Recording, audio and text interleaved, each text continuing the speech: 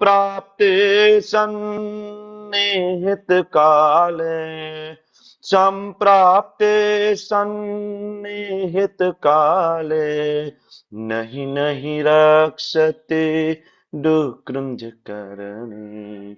हरे कृष्णा कृष्णा कृष्णा हरे हरे, हरे राम राम राम हरे हरे, हरे कृष्णा कृष्णा कृष्णा हरे हरे, हरे राम राम राम हरे हरे, હરે Krishna. Welcome. હરે બધાનું ખૂબ કૃષ્ણ ખૂબ પ્રભુજી. હૃદયપૂર્વકનું સ્વાગત છે ઇસ્કોન મેંગલુરુ શ્રી શ્રી રાધા હરે ગોવિંદ મંદિર કૃષ્ણ કુલાઈ પ્રભુજી. તરફથી. વેલકમ આકૃતિ પટેલ માતાજી એન્ડ મિત્તલ ખોખર માતાજી, આશા માતાજી એન્ડ તેજોમય માતાજી, સ્વર્ણાંગી માતાજી, ગીતા માતાજી, પુષ્પા માતાજી, ધનેશ પ્રભુ, પ્રિન્સી માતાજી, વિશાલ પ્રભુ એન્ડ દર્શના માતાજી, અશોક પ્રજાપતિ પ્રભુ, રેખા हरे ચૌહાણ कृष्ण માતાજી, भक्ति प्रणाम। हरे कृष्ण રાજેન્દ્ર प्रभु जी। પ્રભુ, રતિલાલ પ્રભુ, हरे कृष्ण। દીપ પ્રભુ, મુકેશ પ્રભુ, ઋત્વિક પ્રભુ, વેલકમ. આમ તો આજનો દિવસ એટલે માયાનો દિવસ કહેવાય, સન્ડે, રવિવાર. પ્રભુજી આજે ભક્તિમાં રજા ના હોય રવિવારે તમારે? એકચ્યુઅલી ભક્તિમાં ક્યારે રજા હોતી નથી. સવે પુંસામ પરો ધર્મ યતોર ભક્તિ અધોક્ષજે અહેતુકી અપ્રતિહતા. અપ્રતિહતા એટલે મતલબ બરાબર નો ચેકડ. કોઈ દિવસ બંધ ભક્તિ હોતી નથી. એમાં રવિવાર ના આવે, બરાબર. એમાં સરકારી રજાઓ ના આવે. એમાં એ રવિવારે પણ ક્લાસ હોય, રવિવારે મંગલા આરતી હોય, રવિવારે માળા હોય. તો બહુ વિરલા ભક્તો હોય કે જે રવિવારના દિવસે પણ માયાના આવરણમાંથી બહાર નીકળીને ભગવાનને યાદ કરી શકે. તો તમે બધા ખૂબ પુણ્યશાળી જીવાત્માઓ છો કે આજે માયાનો દિવસ, રવિવારનો દિવસ, ને રવિવારની ઇવનિંગ મોટા ભાગે લોકો આજે રેસ્ટોરન્ટમાં બહાર જમવામાં હોય, મોલમાં શોપિંગમાં હોય, થિયેટરમાં મૂવી જોવા માટે હોય, પાર્કમાં ફરવા માટે હોય, લોંગ ડ્રાઈવમાં હોય આજે લોકો બધા, બરાબર. આજના દિવસે ભગવદ્ ગીતાના ક્લાસ ભાઈ કોણ એટેન્ડ કરે? બરાબર ને? તો કે બહુ નામ જન્મના મંતે જ્ઞાનવાન આમ પ્રપદ્યંતે. ભગવાન કે લાખો કરોડો જન્મ જતા રહે, પછી એવો વિરલો બરાબર કોઈક હોય કે જન્મ થાય કે નહીં નહીં મારે તો કૃષ્ણને જાણવા છે. વાસુદેવ સર્વમિતિ સ મહાત્મા સુદુર્લભ. પરેશ શાહ પ્રભુ વેલકમ, રોહિત કુડલા પ્રભુ વેલકમ, વિક્રમ પંડ્યા પ્રભુ હરે કૃષ્ણ, રમેશ પ્રભુ, વિશાલ આહિર પ્રભુ. શરૂઆત કરશો? મારો जी અવાજ जी બરાબર છે? લાઉડ दंडवत એન્ડ प्रणाम। ક્લિયર? પ્રણામ પ્રભુ. हाँ જી प्रभु। પ્રભુ, दंडवत प्रणाम। પ્રભુજી. दंडवत। ચાલો, શ્રી શ્રી રાધા ગોવિંદ ભગવાન કી જય. ઓમ અજ્ઞાનતિમિરાંધસ્ય જ્ઞાનાંજન શલાકયા ચક્ષુરુન્મિલિતં યેન તસ્મે શ્રી ગુરુવે નમઃ. શ્રી ચૈતન્ય મનોભીષ્ટં સ્થાપિतं યેન ભૂતલે સ્વયં રૂપ કદા મહ્યં દદાતિ સ્વપદાંતિકં. વંદેહમ શ્રીગુરો શ્રીયુતાપદકમલં શ્રીગુરુन् વૈષ્ણવાંશ્ચ શ્રીરૂપં સાગ્રજાतं સહગણ રઘુનાથાન્વિतं तं સજીવम् સાદ્વૈतं સાવધૂतं પરિજન સહિतं કૃષ્ણા ચૈતન્ય દેવમ શ્રી રાધા કૃષ્ણ પાદાન સહગણ લલિતા શ્રી વિશાખાન્વિતાંશ્ચ. હે કૃષ્ણા કરુણા સિંધો दीनबंधो जगत्पते गोपेश गोपिका कांत राधा कांत नमस्तुते.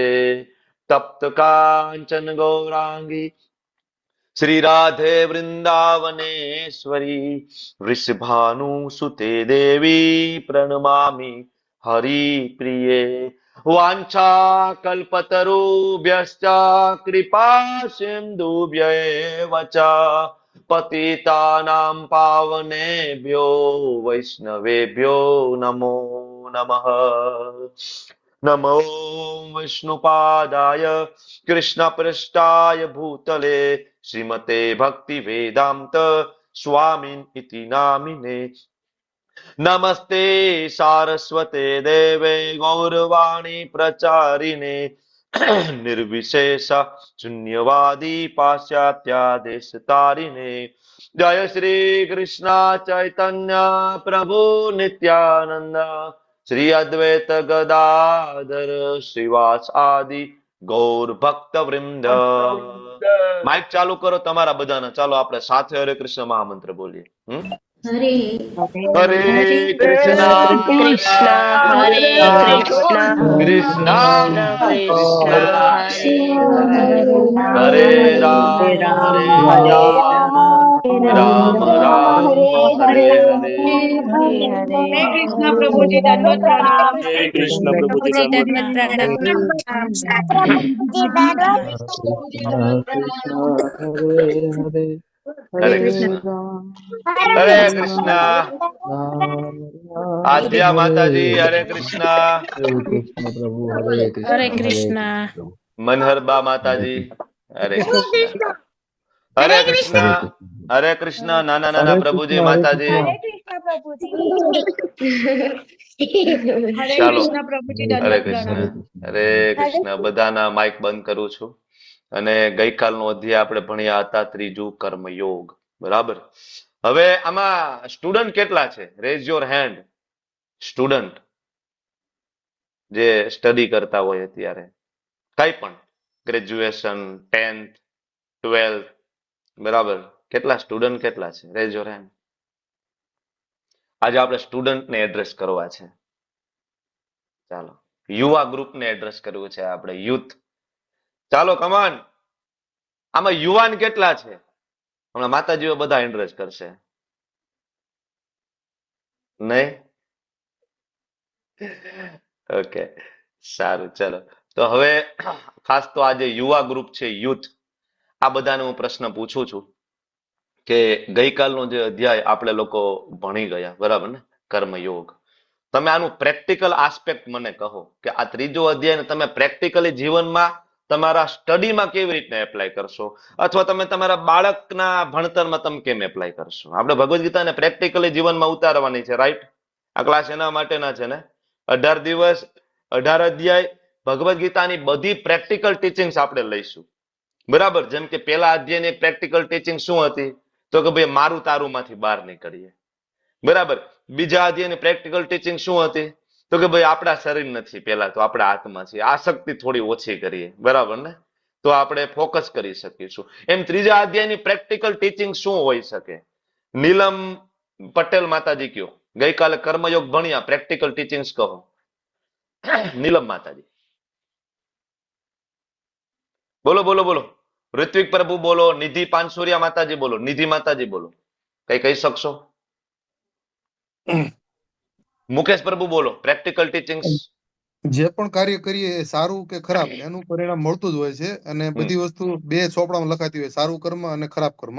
એ બરાબર. એક પછી એક અલ્ટરનેટ જીવનમાં એનો અનુભવ થતો હોય, સારો અથવા ખરાબ એમ. પણ આપણે સ્ટુડન્ટને ગાઈડ કેમ કરશું? તમારું બાળક ધારો કે 10મામાં છે, હવે એને ભગવદ્ ગીતા કેવી રીતના ગાઈડ કરશે?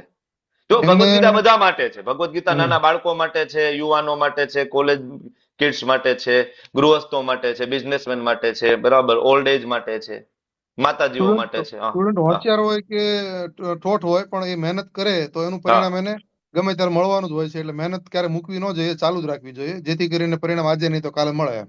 Okay, very good. Yes yes yes. Aditya Mandya Prabhu, okay, explain how can we apply this chapter in our practical life. Hare Krishna प्रभु जी। યસ પ્રભુ. એઝ અ સ્ટુડન્ટ અગર આપણે જે કંઈ ભણીએ છીએ, વાંચીએ છીએ, લખીએ છીએ, તો એ કૃષ્ણને સમર્પિત કરીએ અને એવું વિચારી કરીએ કે ભવિષ્યમાં આનો હું ભગવાન તરફથી હું કોઈને મદદ કરી શકું. Okay, very good, excellent. Okay, anybody want to add something? Anybody? Mike ચાલુ કરો, open for all. Open for all. કોણ ભાગ હરે લેવા કૃષ્ણ માંગે? પ્રભુજી. ચાલો ગાયત્રી માતાજી તમે કયો હરે પ્રેક્ટિકલી કૃષ્ણ એપ્લિકેશન. પ્રભુ. ગાયત્રી માતાજી બોલો. એટલે સ્ટુડન્ટ આપણે એનું એક્ઝામ ની તૈયારી કરતો હોય તો હમ. એને એમ જ કહેવું છે કે તું એક્ઝામ કર, રિઝલ્ટ તો તને આપશે. ભલે નિષ્ફળતા મળે, ટ્રાય એન્ડ ટ્રાય, એકવાર તો સફળ થઈશ જ તું. ક્યારે હમ. જીવનમાં હતાશ થવાની જરૂર નથી એમ કે. ઓકે. પ્રાર્થના, પ્રોત્સાહન આપવાનું. પ્રોત્સાહન આપવાનું. ચાલો, વેરી ગુડ, વેરી ગુડ. ખરેખર આ જેટલું બોલો છે ને એટલું કરજો હો તમારા બાળકોમાં. ખરેખર 100%. ગઈકાલે આપણે વાત કરી હતી ને, બે પ્રકારના મા બાપ છે, એક ભગવદ્ ગીતા જાણતા અને એક ન જાણતા. રિઝલ્ટ કોનું સારું આવે છે તમે ફોકસ કરીને જોજો. અને રિઝલ્ટ ખાલી એક માર્કશીટ ઉપર ફોકસ નહીં કરતા, બરાબર ને? રિઝલ્ટ એટલે એની ઓવરઓલ લાઈફનું બેલેન્સ કેવી રીતના, આના ઉપર ફોકસ કરજો. બરાબર. રિઝલ્ટ તો સારું આવ્યું હોય અને એડમિશન MBBS માં મળી ગયું હોય, પણ પછી એ વ્યક્તિ જો અટલ બ્રિજ ઉપરથી સુસાઇડ કરતો હોય, મતલબ એનું રિઝલ્ટ સારું નથી આવ્યું. રિઝલ્ટ આ રીતના કેલ્ક્યુલેટ કરજો તમે. ના, એનો જીવન જીવવાનો જે નજરિયો છે બાળકનો એ ચેન્જ થવો જોઈએ. સફળતા અને નિષ્ફળતા બંને સહન કરી શકવું જોઈએ બાળક આગળ જતા. આપણે એ શીખડાવવાનું છે. જો આપણે સફળતા તો બધાને બહુ ગમે છે અને આપણે બાળકને હંમેશા સફળ થવા માટે કહીએ છીએ, પણ એને નિષ્ફળતા પચાવવા માટે પણ શીખડાવવું જરૂરી નથી. કારણ કે જેવી રીતના આપણો હૃદયનો જે ગ્રાફ તમે કઢાવો ને, કાર્ડિયોગ્રામ, તો આ રીતના આવે, બરાબર ને? સીધી લીટી ના આવે. આવે સીધી લીટી આવે તો શું સમજવાનું? બરાબર. તમે કોઈ રિલેટિવ ને જ્ઞાન કાર્ડિયોગ્રામ ડોક્ટરે કાઢ્યું, લીટી સીધી આવી તો રામ બોલો ભાઈ રામ. કાર્યક્રમ પૂરો. કાર્યક્રમ પૂરો. તો જીવનમાં જયારે સીધી લીટી આવે ને તો સમજો કે ભાઈ કેસ ફેલ છે. સીધી લીટી નહીં આવે, અપ એન્ડ ડાઉન રહેશે. ભણવામાં અપ એન્ડ ડાઉન રહેશે, બિઝનેસમાં અપ એન્ડ ડાઉન રહેશે, દાંપત્ય જીવનમાં અપ એન્ડ ડાઉન રહેશે, બરાબર ને? તો આને કેવી રીતના પચાવી પાડશું, આ પ્રેક્ટિકલ એપ્લિકેશન વિશે આપણે વાત કરતા હતા ગઈકાલનો અધ્યાય. કોઈને કેવું છે, નહીતર હું આગળ વધું, તમે લોકો લખી શકો. મહત્વના જે મુદ્દા છે, પેલું યુવા વર્ગ માટે કહું છું, બાળકો માટે, ગઈકાલનો જે અધ્યાય હતો, પહેલો મુદ્દો કે તમારું જે ભણતર છે, સ્ટડી, એને યજ્ઞ તરીકે લો. ઇટ્સ લાઈક અ સેક્રિફાઈસ, સમર્પણની રીતના, બરાબર? યજ્ઞ અર્થાત કર્મણો અન્યત્ર લોકોયમ કર્મ બંધન. પ્રેક્ટિકલ વસ્તુ શું છે? જનરલી આપણે ભણીએ છીએ ને, આપણે એક તો ફિયર ઓફ ફેલ્યોર, કે ભાઈ હું ફેલ થઈશ તો એનું મને એક ભય છે. બીજું કે મને હાઈ સેલરી મળે એટલે હું ભણીશ. ગ્રીડ, લોભ, ભય, લોભ, આના કારણે આપણે આગળ વધી રહ્યા છીએ, બરાબર? પણ શ્રી પ્રભુપાદજી એવું કહે છે કે તમે બાળકને સજેસ્ટ કરો કે તમે આ જે કંઈ ભણવાનું જે તમારું છે એ તમે આગળ જઈને એક નિષ્ણાંત બનશો અને આ સમાજની અને કૃષ્ણની સેવા કરશો. આ તમારી એક ડ્યુટી છે. ફરજ રૂપે તમે ભણવાનું લો કે નહીં, ઇટ્સ માય ડ્યુટી, બરાબર ને? મા બાપની સેવા કરવી ઇટ્સ માય ડ્યુટી, કે આપણા માટે બર્ડન ના હોવું જોઈએ. સમાજની સેવા કરવી ઇટ્સ માય ડ્યુટી, બર્ડન ના હોય. એમ ભણવું ઇટ્સ માય ડ્યુટી, ભણવાનું છે માય ડ્યુટી, મારે મારું આપવાનું છે. આ પહેલું મુદ્દો. શું? સ્ટડીને સેક્રિફાઈસ તરીકે લો. શ્લોક હતો કયો? યજ્ઞ અર્થાત કર્મણો અન્યત્ર. બીજો તમે 19મા શ્લોક ઉપર આવો, ગઈકાલના અધ્યાયમાં. એમાં ભગવાને આપણને એમ કીધું કે તમે જે કંઈ કરો એ વિધાઉટ એટેચમેન્ટ કરો. તમે કામ કરો પણ વિધાઉટ એટેચમેન્ટ. જનરલી અત્યારનું બાળક ભણતું હોય તો એનો હંમેશા એને ટેન્શન હોય, વોટ ઇફ આઈ ફેલ, હું નપાસ થઈ જઈશ તો? અરે દીકરા, તું નપાસ થઈ જઈશ તો આ એક નાની એવી માર્કશીટ છે, તારું જિંદગી નક્કી નથી કરતું. સમજો તમે, એક 10માની માર્કશીટ કે એક 12માની માર્કશીટ એ આપણા બાળકનું ભવિષ્ય નક્કી નથી કરતું. બાળકમાં ઘણી બધી, બરાબર, બીજી કેપેસિટી હોય છે. આપણે ક્યારે મુકેશભાઈ અંબાણીની માર્કશીટ જોવા ગયા છીએ? ધીરુભાઈ અંબાણીએ કેટલું ભણ્યા છે? માર્કશીટ જોવા ગયા હતા આપણે? તમે નામ લઈ લો મોટા મોટા વેલ નોન બિઝનેસમેન અને એની માર્કશીટને તમે ચેક કરો, બરાબર? એટલે બાળકને આ આપણે સમજાવવું પડશે કે દીકરા, આ જે માર્કશીટ છે, તું ટ્રાય કર કે કેવી રીતના બેટર બને, પણ એ ચિંતા ના કર કે વોટ ઇફ આઈ ફેલ, હું ફેલ થઈ જઈશ તો શું થશે, બરાબર? મને પૂરો રેન્ક નહીં મળે તો શું? તું તારું 100% ફોકસ લર્નિંગમાં રાખ અને result, leave the result to the Krishna. Result ભગવાન આપશે. હંમેશા યાદ રાખજો, બરાબર, કે રિઝલ્ટ છે એ ભગવાન દ્વારા જ આપવામાં આવે છે. તમે યાદ કરો કે તમે લોકો ભણતા હતા સ્કૂલ અને કોલેજમાં, તમારી સાથે ઘણા એવા બાળકો હતા જે તમારા કરતા હોશિયાર હતા. સાહેબ પ્રશ્ન પૂછતા હતા, તમારી પેલા આંગળી એ ઊંચી કરતા હતા, બરાબર છે? પણ જયારે રિઝલ્ટ આવ્યું 12માનું તો એમાં કઈક સિનેરિયો ચેન્જીસ હતો, બરાબર? હવે બીજી રીતના જો કે ચાલો રિઝલ્ટ આવ્યું, એમાં સારું રિઝલ્ટ આવ્યું, પણ હવે આજે જ્યારે તમે ને હું 12માની 10માની એક્ઝામ આપીને આજે આપણા 20 વર્ષ થઈ ગયા. મેં 12માની એક્ઝામ આપી હતી 2003માં, બરાબર, આજથી 22 વર્ષ પહેલા, બરાબર. આજે હું જયારે પાછું વળીને જોઉં છું તો 12માની એક્ઝામમાં મારી સાથે જે ટોપ રેન્કમાં હતા, બરાબર, એ વ્યક્તિ કદાચ એટલા સક્સેસફુલ નથી. અને અમારી છેલ્લી પાટલી એ બેસતો એક વ્યક્તિ હતો, એ અત્યારે ધારાસભ્ય છે, બરાબર. એની પોતાની કંપની છે, એની નીચે અમારી સાથે જે ભણતા હતા આગલી લાઈન વાળા, એની કંપનીમાં એજ એન્જિનિયર તરીકે જોબ કરી રહ્યા છે, બરાબર. તો ખાલી એક નાની માર્કશીટ ને તમે તમારા બાળકનું ફ્યુચર બનાવીને ના મૂકી દો. ગઈકાલના અધ્યાયમાંથી આપણે એ શીખવાનું હતું. બાળકને કેવું, બેટા તું ફોકસ આપ 100%, બરાબર. Leave the result to the Krishna. આ બીજો મુદ્દો.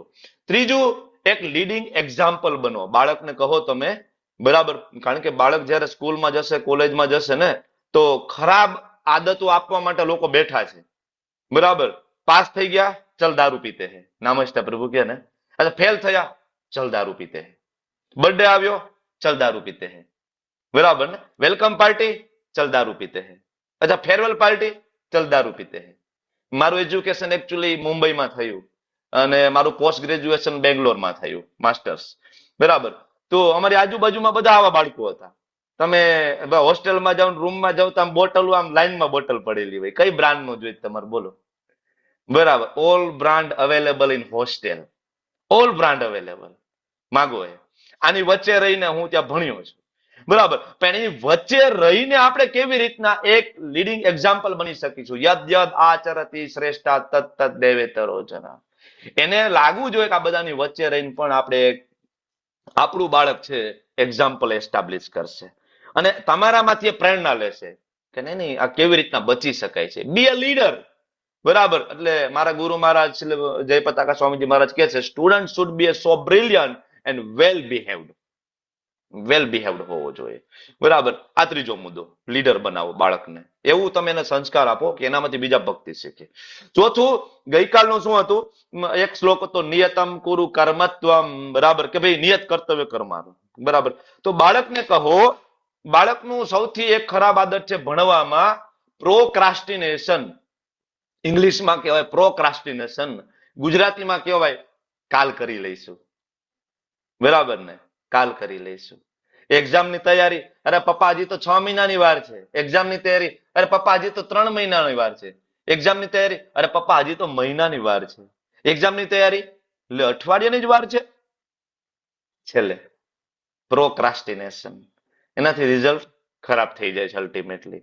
તો બાળકને કહો કે દીકરા, કામ પાછું ઠેલાવાનું કરતા એક શેડ્યુલ બનાવો, બરાબર. પેલા 6 મંથનું શેડ્યુલ, પેલા 3 મહિનું, બીજા 3 મહિનું શેડ્યુલ હોવું જોઈએ, બરાબર. Even if you don't feel inspired to study, do it as a matter of duty. બાળકને કહો કે ફરજની દ્રષ્ટિએ કરવું પડશે. એને એક્ઝામ્પલ આપો પ્રભુપાદનું. 70 વર્ષની ઉંમરે દાદાએ, બરાબર, અમેરિકા જઈને આ પ્રચાર પ્રસાર કર્યો છે ને આટલા બુકો લખ્યા છે. આપણે એક બુક વાંચી નહીં શકીએ સ્કૂલ કોલેજોની? ચોથો મુદ્દો. અને પાંચમું અને સૌથી મહત્વનું, શ્લોક નંબર 42, ઇન્દ્રિયાણી પરારુન્દ્રિયાભ્યો પરમ મનઃ. તો એ જે 42મો જે શ્લોક છે ને, એની અંદર ભગવાન એમ કીધું કે ઇન્દ્રિય ઉપર મન, મન ઉપર બુદ્ધિ, બરાબર ને. આ બહુ પ્રેક્ટિકલ વસ્તુ હું તમને કહું છું કે જયારે બાળક જે ભણતું હોય ત્યારે એની ઇન્દ્રિયો કહેશે, ચાલ ને થોડુંક રીલ્સ જોઈ લઈએ, બરાબર. ઇન્દ્રિયો કહેશે, આંખ કહેશે, ચાલો રીલ્સ જોઈએ. મન શું કહેશે? 5 મિનિટ રીલ્સ જોવામાં શું વાંધો છે? મન એવું કહેશે.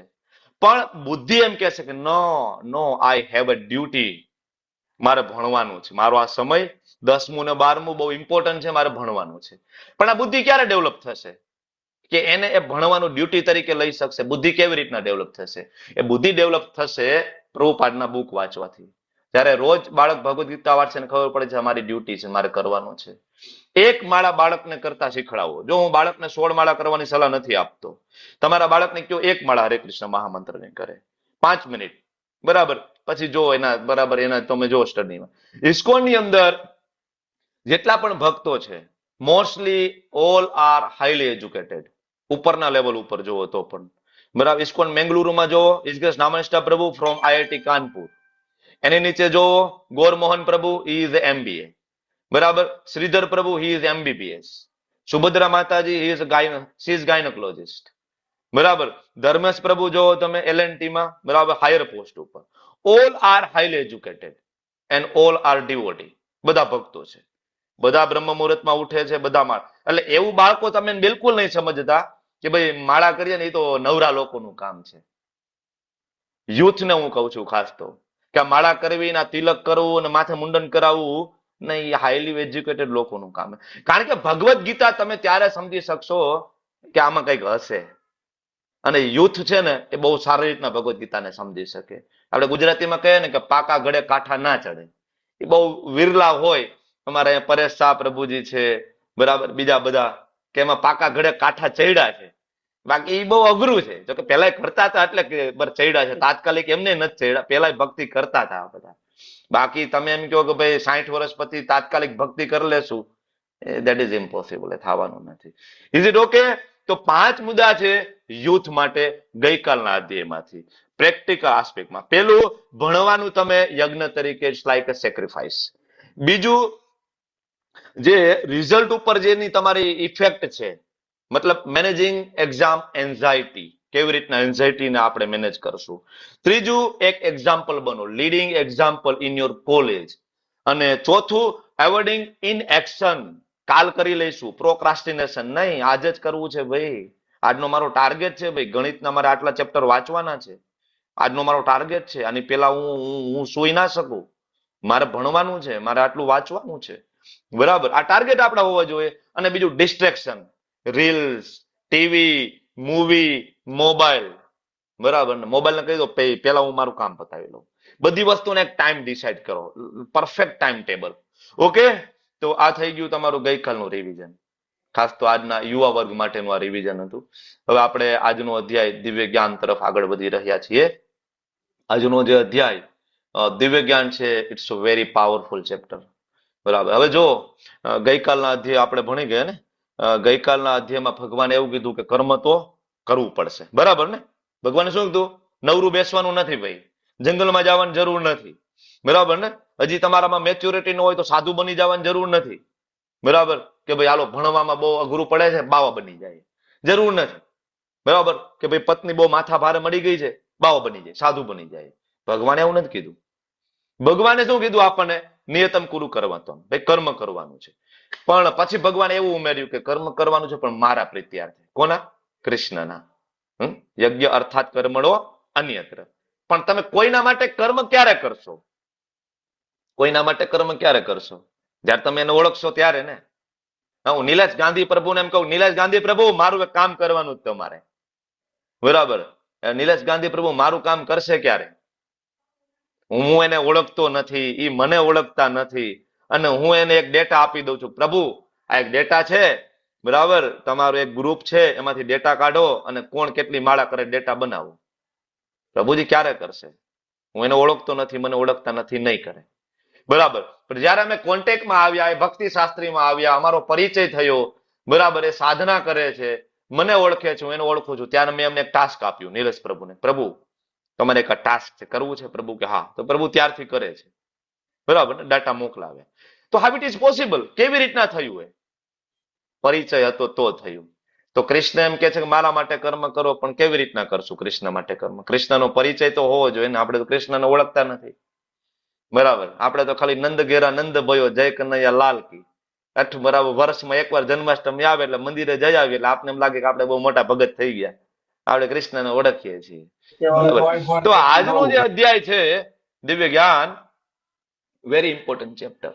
એટલા માટે ભગવાનને કેવી રીતને જાણવા, એની પ્રોસેસ શું છે, બરાબર. અને બીજો એક અર્જુનનો પ્રશ્ન હતો કે ભગવાન પાપ તો કરવું નથી, તો પાપ થઈ જાય છે, કેવી રીતના આને ઓવરટેક કરવું, બરાબર. તો એના માટે જ્યાં સુધી કોઈ વ્યક્તિ ભગવાનને જાણશે નહીં ને, ત્યાં સુધી એની પાપ વૃત્તિ જાશે નહીં. જો આપણે હરિદ્વાર જઈએ છીએ, ગંગાજીમાં ડૂબકી મારીએ છીએ, બરાબર ને. તમે લોકો ગયા છો કે નથી ગયા? હરિદ્વાર ગયા છો ને? ડૂબકી મારી કે નથી મારી? હર હર ગંગે બહાર નીકળેલા ભાઈ પાપ ધોવાઈ ગયા બધા. ઇટ્સ ઓકે, પાપ ધોવાઈ જાય છે, વાત સાચી છે, બરાબર. ગંગામાં એટલી શક્તિ છે કે આપણા બધા પાપ ધોવે. પણ ગંગામાંથી બહાર જેવા નીકળી પછી પાછા હતા ઈ, ઘરે આવ્યા પછી હતા ઈ, બરાબર ને. ધાર્મી માતાજી શું કહો છો? બરાબર. પ્રભુજી પોસ્ટ આપજો ને, નીકળી ગઈ. હા, ઓકે. તો હતા ઈ નહીં, બરાબર ને? તો આપણે એ તમે હેન્ડરેજ કરજો માતાજી. હેન્ડરેજ છે તમારો? ધાર્મિક માતાજી હેન્ડરેજ કરો પ્લીઝ. જેને કોર્સ જોતું હોય હેન્ડરેજ કરો. આટલા બધા પાર્ટિસિપન્ટ સર્ચ કરવા જાય તો વેરી ડિફિકલ્ટ મારા માટે. તો ગંગાજી છે પાપ ધોવે છે અને પવિત્ર કરે છે, એમાં કોઈ શંકાને સ્થાન નથી, પણ પાપ કરવાની વૃત્તિ બંધ થતી નથી. અને પાપ કરવાની વૃત્તિ એક જ વસ્તુથી બંધ થઈ શકે, અને એ છે ભગવાનનું નામ. જ્યાં સુધી કોઈ વ્યક્તિ ભગવાનના નામનો શરણ નથી લેતો ને ત્યાં સુધી પાપ કરવાની વૃત્તિ એની બંધ થતી નથી. તો આજે આ અધ્યાય દિવ્ય જ્ઞાન અધ્યાયને 6 અલગ અલગ વિભાગમાં વહેંચવામાં આવ્યો છે. જો પેલા અધ્યાયની અંદર સૈન્ય નિરીક્ષણ થયું, શંખ ફૂંકાયો અને રથને વચ્ચે લઈ ગયા. અર્જુનને સામે કાકા મામા દાદાને જોયા. અર્જુન કે યુદ્ધ નથી કરવું. કરુણા, કોઈ આનંદ નથી, પાપનો ભય, પરંપરાનો નાશ, અનિર્ણયતા. ભગવાન કે ઇટ્સ ઓકે, બધું બોલી લીધું, બરાબર. પછી અર્જુન કે નહીં નહીં, પણ કઈ સમજાતું નથી, કાર્પાન્ય દોષો પહટ સ્વભાવ, હું તમારો શિષ્ય, મને જ્ઞાન આપો. બરાબર. ભગવાન કે ઓકે, હવે તું શિષ્ય છો તો હું તને જ્ઞાન આપું છું. પહેલી વસ્તુ શું જોશે ભગવદ ગીતા શીખવા માટે? શરણાગતિ. બરાબર. જેવું શરણાગતિ આપ્યું તો ભગવાને બીજા અધ્યાયમાં અર્જુનને બધું આપી દીધું એક સાથે. બીજા અધ્યાયની અંદર ભગવાને આપ્યું સકામ કર્મયોગ, નિષ્કામ કર્મયોગ, સાંખ્ય યોગ, ભક્તિ યોગને ટચ પણ કરી દીધો. અર્જુન ત્રીજા અધ્યાયમાં આવીને કે છે પણ પ્રભુ એ વાત સાચી, તમે બીજા અધ્યાયમાં બધું કહી દીધું, પણ મારો પ્રશ્ન તો પાછો એનો એ જ ઉભો રહ્યો ને, મારે કરવાનું શું છે? મારે કર્મયોગમાં આગળ વધવું કે જ્ઞાન યોગમાં આગળ વધવાનું છે? તો ભગવાને ત્રીજા અધ્યાયમાં કર્મયોગ આપ્યો અને એની કન્ટિન્યુમાં ચોથો અધ્યાયમાં દિવ્ય જ્ઞાન આપી દીધું. હજી કન્ટિન્યુ ચાલે છે. અહીંયા અર્જુનનો કોઈ પ્રશ્ન છે પણ નહીં. ભગવાન સમજાવે છે કે તમે ભગવાનને કેવી રીતના ઓળખી શકવાના છો. બરાબર. તો આજનું જે અધ્યાય દિવ્ય જ્ઞાન નામ પ્રમાણે આમાં તમને એવું બધું શીખવા મળશે કે જે પેલા તમે ક્યારે સાંભળ્યું પણ નહીં હોય. મારી ગેરંટી છે, જે પહેલી વાર ક્લાસ ભગવદ્ ગીતાનો એટેન્ડ કરે છે તો મારી ગેરંટી છે કે તમે આ રીતના ભગવદ્ ગીતા આ એંગલથી ક્યારે શીખ્યા નહીં હોય. બરાબર. તો પહેલા મુદ્દા તરફ આગળ વધીએ તો શરૂઆત જે થાય છે ભગવદ્ ગીતાના ઇતિહાસથી ભગવાન ચાલુ કરાવે છે. કારણ કે ભગવાન માટે કર્મ કરવું છે તો ભગવાનને જાણવા પડશે, ને ભગવાનને જાણવા હોય તો ભગવદ્ ગીતા વાંચવી પડશે. તો ભગવદ્ ગીતા વાંચવી હોય તો ભગવદ્ ગીતાનો ઇતિહાસ. શરૂઆત કરીએ. શ્રી ભગવાન ઉવાચ ઇમં વિવસ્વતે યોગમ પ્રોક્તવાનમ અહમ અવ્યયમ વિવસ્વાન મનવે પ્રાહ મનુરીશ્વા કવે બ્રવીત. ભગવાન શ્રી કૃષ્ણ બોલે છે કે આ અવિનાશી યોગનું વિજ્ઞાન સૂર્યદેવ વિવસ્વાનને આપ્યું. હવે આમાંથી તમે મને કહો કે કેટલા લોકોને ખબર છે કે ભગવદ્ ગીતાને કેટલો સમય થયો? ચેટ બોક્સમાં ટાઈપ કરો ભગવદ્ ગીતા પૃથ્વી ઉપર ક્યારથી છે. My question. બરાબર. તમારા મને મારો ક્વેશ્ચન છે, ભગવદ્ ગીતા ક્યારથી છે? અથવા એન્ડ્રેસ કરો, હાથ ઊંચો કરો, ભગવદ્ ગીતા ક્યારથી છે ભાઈ? ભગવદ્ ગીતા ક્યારે બોલાઈ? આ પૃથ્વી ઉપર ભગવદ્ ગીતા ક્યારથી છે? Rays your hand. હાથ ઊંચો કરો. ભગવદ્ ગીતા ક્યારથી છે? કોઈક તો બોલો. MOBRB શું નામ છે ખબર નથી, બીજા માઇક બંધ કરી દો. યસ પ્રભુ બોલો. આ મહાભારત ચાલુ થયું ત્યારે. સમય કેટલો થયો પ્રભુ? સમય કેટલો થયો ભગવદ્ ગીતા? સમય 5400 વર્ષ. 5400 વર્ષ. ઓકે. 20,000 વર્ષ. 20,000 વર્ષ. ઓકે. પછી બીજા કોઈને કઈ કેવું છે ભાઈ? માધવી માતાજી બોલો. માધવી માતાજી કેટલો હરે વર્ષ? કૃષ્ણ પ્રભુજી, આ પૃથ્વી ઉપર 20 લાખ વર્ષથી છે ભગવદ ગીતા. 20 લાખ વર્ષથી છે. તમે કઈક નવું જ લઈ આવ્યા છો. હાલો. હરે કૃષ્ણ. હરે કૃષ્ણ. મારો અવાજ આવે છે? બધાને આવે છે? બરાબર છે. હા. 5200 વર્ષ, 5400 વર્ષ, 20,000, 20 લાખ વર્ષ, 5,000 વર્ષ. 5,000 વર્ષ. હર્ષા પ્રજાપતિ માતાજી કેટલા વર્ષ થયા? બોલો બોલો. 5,000 વર્ષ પ્રભુ. 5,000 વર્ષ. 5,000 પ્રભુ. 5,000. ચાલો. પ્રભુજી 20 લાખ વર્ષ પહેલા. તો જેટલા લોકોએ 5,000 વર્ષ, 20,000 વર્ષ કીધા છે, બધા આજનો અધ્યાય બહુ ધ્યાનપૂર્વક સાંભળવાનો છે, ફોકસ્ડ. બરાબર. પહેલી વસ્તુ તો આ શ્લોક વાંચો, તમારી સામે છે. આમાં ભગવાન એમ કે છે કે ઇમમ વિવસ્વતે યોગમ પ્રોક્તવાહમ અહમ અવ્યયમ. આ યોગ જે ભગવદ્ ગીતાનું જે જ્ઞાન છે એ અવ્યયમ છે, મતલબ કોઈ દી વ્યય નથી થયું. આ ઉપદેશ છે એ અવિનાશી છે. મતલબ 5,000 વર્ષ પહેલા નહીં, એની પહેલા હતો, એની પહેલા હતો, એની પહેલા હતો, એની પહેલા હતો, એની પહેલા હતો. આ શ્લોકની અંદર તમે વાંચો, ભગવાન એમ કહે છે મેં આ જ્ઞાન સૂર્યદેવ વિવસ્વાનને આપ્યું. વિવસ્વાને મનુ મહારાજને આપ્યું. બરાબર, મનુ મહારાજે ઈશ્વાકુ મહારાજને આપ્યું. અને એ મુજબ આગળ પરંપરા ચાલી છે ભગવદ ગીતાના જ્ઞાનની. તો અર્જુનને જ્ઞાન આપ્યું એને 5000 વર્ષ થયા છે. બરાબર ને, અર્જુનની પહેલા આ બધા મહાનુભાવો હતા જેનું તમે આ નામ જોવો છો એ. બરાબર ને. ઈશ્વાકુ મહારાજ કોણ છે? Do you know that? Who is Ikshvaku Maharaj? રામચંદ્રજીના વંશજ. રામચંદ્રજીના પૂર્વજ. રામચંદ્રના પૂર્વજ. પૂર્વજ, વંશજ નહીં, પૂર્વજ. બરાબર. રામચંદ્રજી ક્યારે આવ્યા હતા એ મને કહો, કયા યુગમાં આવ્યા હતા? કયા યુગમાં? દ્વાપર. નહીં, દ્વાપરમાં નહીં. દ્વાપરમાં કૃષ્ણ આવ્યા. સતયુગમાં નહીં, ત્રેતાયુગમાં પ્રભુ. ત્રેતા. ત્રેતામાં. રામચંદ્રજી ત્રેતા યુગમાં આવ્યા છે. સતયુગની અંદર ભગવાન નરસિંહદેવ વરાહ કુર્મ આદિ અવતારો થયા છે. ત્રેતા યુગની અંદર પ્રભુ રામચંદ્ર, દ્વાપરમાં ભગવાન શ્રી કૃષ્ણ. યાદ રાખો. તો અહીંયા મનુ મહારાજને ઉપદેશ આપ્યો છે. તો મનુ મહારાજનું આયુષ્ય જોઈએ તો ખબર પડશે ને તમને કે ભગવદ ગીતા ક્યારથી છે. બરાબર. એટલે પહેલી વસ્તુ કે અહીંયા ભગવાન એમ કીધું મેં સૂર્યદેવને આપ્યું, એને એના દીકરા વિવસ્વાનને આપ્યું, વિવસ્વાન એના દીકરા મનુ મહારાજને આપ્યું. મનુ મહારાજ એમના દીકરા આગળ જતા એમ બરાબર એ જ પરંપરામાં ઈશ્વાકુ મહારાજ, ઈશ્વાકુ મહારાજ એ પરંપરામાં આવ્યા. બરાબર. રામચંદ્રજી, દિલીપ, ભગીરથ આદિ રાજાઓ. પછી રામચંદ્રજીને પણ ભગવદ ગીતાનું જ્ઞાન હતું, કારણ કે તો સ્વયં ભગવાન હતા.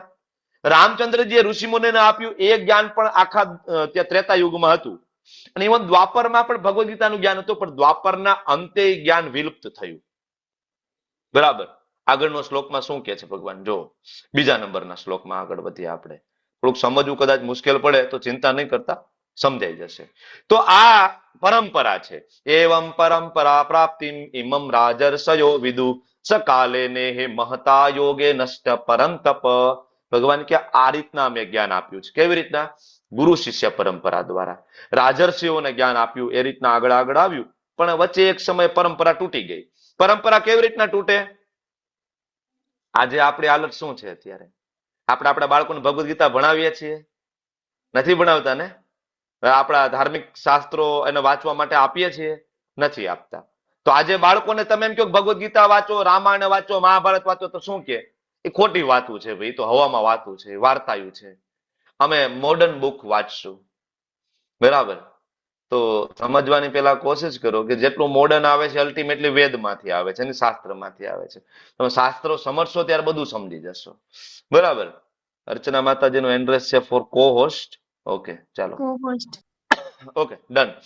તો હવે અહીંયા આ બે શ્લોક જે પેલા આવ્યા ને, આની અંદર ભગવાનનું જ્ઞાન પ્રાપ્ત કરવાની પદ્ધતિ. કઈ પદ્ધતિ છે? પરંપરા પ્રાપ્તિમ, ગુરુ શિષ્ય પરંપરા. તો જે કોઈ વ્યક્તિ ગુરુ શિષ્ય પરંપરામાં હોય ત્યારે આ જ્ઞાન પ્રાપ્ત થાય, નહીતર ના પ્રાપ્ત થાય. આનું કારણ શું? કારણ શું? તો કે ભાઈ ગુરુ શિષ્ય પરંપરામાં હોય ને એ ઓરિજિનલ જ્ઞાન તમને આપી શકશે. ઓરિજિનલ જ્ઞાન આપી શકશે. બાકી પોતાનું ભેળવી દેશે. બરાબર. ધારો કે હું તમને મારી વાત કરું તો હું કઈ પરંપરાનો ભાગ છું? બ્રહ્મ, મધ્વ, ગૌડીય, વૈષ્ણવ પરંપરા. બરાબર ને? મારું નામ જીતેન્દ્રિય ગોપેશ દાસ. મારા ગુરુ મહારાજનું નામ હિઝ હોલીનેસ જય પતાકા સ્વામીજી મહારાજ. એમના ગુરુ મહારાજનું નામ બરાબર એસી ભક્તિદાન સ્વામી શિલ પ્રભુપાદ. એમ કરતા કરતા પરંપરા ક્યાં પહોંચે છે? કૃષ્ણ સુધી. તો કૃષ્ણએ જે જ્ઞાન આપ્યું છે એ જ પ્રમાણે એઝ ઇટ ઇઝ જ્ઞાન આવે છે. આની અંદર હું કઈ ચેન્જીસ ના કરી શકું, મારા ગુરુ મહારાજ કઈ ચેન્જીસ ના કરી શકે, એના ગુરુ મહારાજ કઈ ચેન્જીસ ના કરી શકે. જેમ આવ્યું છે એમ ભેળસેળ વગરનું. અને અમારા આચાર્ય આમાં ઉદાહરણ આપે છે ટપાલ પેટીનું. ટપાલ પેટીની અંદર જયારે ટપાલ પેટી નાખે તો પોસ્ટમેન આવે. પોસ્ટમેન નું કામ શું છે? એમાંથી ટપાલ લઈ લેવી અને ડેસ્ટિનેશન ઉપર પહોંચાડી દેવી. એ પોસ્ટમેન એ ટપાલ બરાબર ખોલી અને એમાં કઈ એડિટિંગ કરી શકે નહીં. એડિટિંગ કરી શકે? બરાબર. તમે કઈ લેટર મૂક્યો હોય, આજકાલ તો બાળકોને ખબર નથી, પણ આપણે બધાએ તો પોસ્ટકાર્ડ લખ્યા છે. યાદ છે ને તમને બધાને? આંતરદેશીય પોસ્ટકાર્ડ આવતું એક. બરાબર ને? એક ઓલું યલો કલર નું આવતું અને એક ઓલું ફ્લેપ ખુલે એવું આવતું.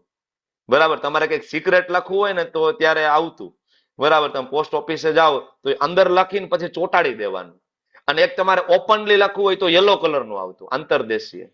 બરાબર. હવે એ લખીને તમારે ટપાલ પેટીમાં નાખી દેવાનું. પોસ્ટમેન એમાં કઈ એડિટ ના કરે કે બોલપેન થી થોડુંક આમાં ઉમેરી દઉં. બરાબર. તો ગુરુનું કામ છે ઇટ્સ લાઈક અ પોસ્ટમેન. ગુરુ છે એ પોસ્ટમેન છે. માત્ર ઉપરના આચાર્યનો જે આદેશ છે ભગવાનનો, એ આદેશને પહોંચાડવાનો, નો એડિટિંગ. એટલે અમારા આચાર્ય શીલ પ્રભુપાદે ઇન્ટરપ્રિટેશન નથી આપ્યું ભગવદ્ ગીતા ઉપર. એટલે ઘણા બધા એમ કે તમારા આચાર્યની જે ભગવદ્ ગીતા છે એ તો રામાનુજાચાર્ય જેવી જ છે. મધ્વાચાર્યના ઉપદેશો પણ સેમ છે. રામાનુજાચાર્ય પણ આ જ કીધું છે, નિમ્બાર્ક આચાર્ય પણ આ કીધું છે, શ્રીપાદ વલ્ભાચાર્યજી પણ આવું જ કીધું છે. પણ તો એ જ કહેવાનું છે, ચારે પરંપરામાં સેમ છે. તો એવા જે પરંપરામાં જે, જો હવે આપણે યુટ્યુબમાં જાય ને તો આપણને ભગવદ્ ગીતાનું જ્ઞાન આપવા દેવા માટે ઘણા બધા રેડી છે બધા. પણ તમને પેલો પ્રશ્ન એ થવો જોઈએ કે હું જ્યાંથી જ્ઞાન લઉં છું શું એ પરંપરાનો ભાગ છે? હવે આનું તમને પ્રેક્ટિકલ એક્ઝામ્પલ આપું. તમારા બાળકને બરાબર 12માં એડમિશન લેવું હોય, બરાબર, અથવા મેડિકલમાં એડમિશન લેવું હોય, તો પેલા તમે શું જુઓ? પેલા તમે એ જોવો ને કે આ કોલેજ છે ગવર્મેન્ટ માન્ય છે કે નહીં, એફિલેટેડ છે, કયા યુનિવર્સિટી સાથે આ કોલેજ એટેચ છે, આ જોવો કે ના જોવો? બરાબર, તમે એડવોકેસીનું ભણવા જાઓ, વકીલનું ભણવા જાઓ, તમે જોવો કે ભાઈ આ લો કોલેજ છે, બરાબર, એ એટેચ છે ઉપરની યુનિવર્સિટી સાથે કે નહીં? શું કામ તમે એ જોવો છો? કારણ કે તો જ ઓથોરાઇઝ છે તમને ભણાવવા માટે, એક્ઝામ લેવા માટે, નહીતર ઓથોરાઇઝ નથી.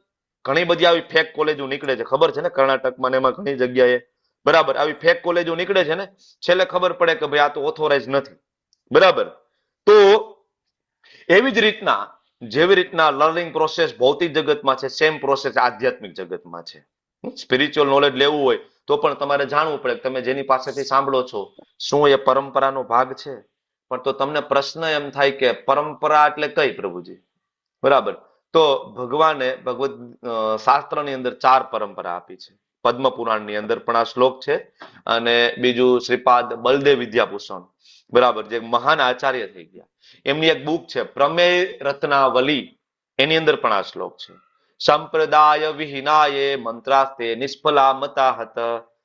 1-2 દિવસ પહેલા કોઈકે પ્રશ્ન પૂછ્યો તો પ્રભુજી ગુરુ ફરજિયાત છે, ગુરુ વગર મુક્તિ પ્રાપ્ત ના થાય? તો આ એ શ્લોક છે કે જ્યાં સુધી તમે કોઈ સંપ્રદાય સાથે એટેચ નથી થતા ત્યાં સુધી મંત્રા તે નિષ્ફલા, ત્યાં સુધી એ મંત્રથી ખરેખર જે ફળ મળવું જોઈએ મળશે નહીં. શુદ્ધિકરણ થશે પણ ખરેખર જે મુક્તિ પ્રાપ્ત થવી જોઈએ એ નથી થતી. આ શ્લોક કહે છે.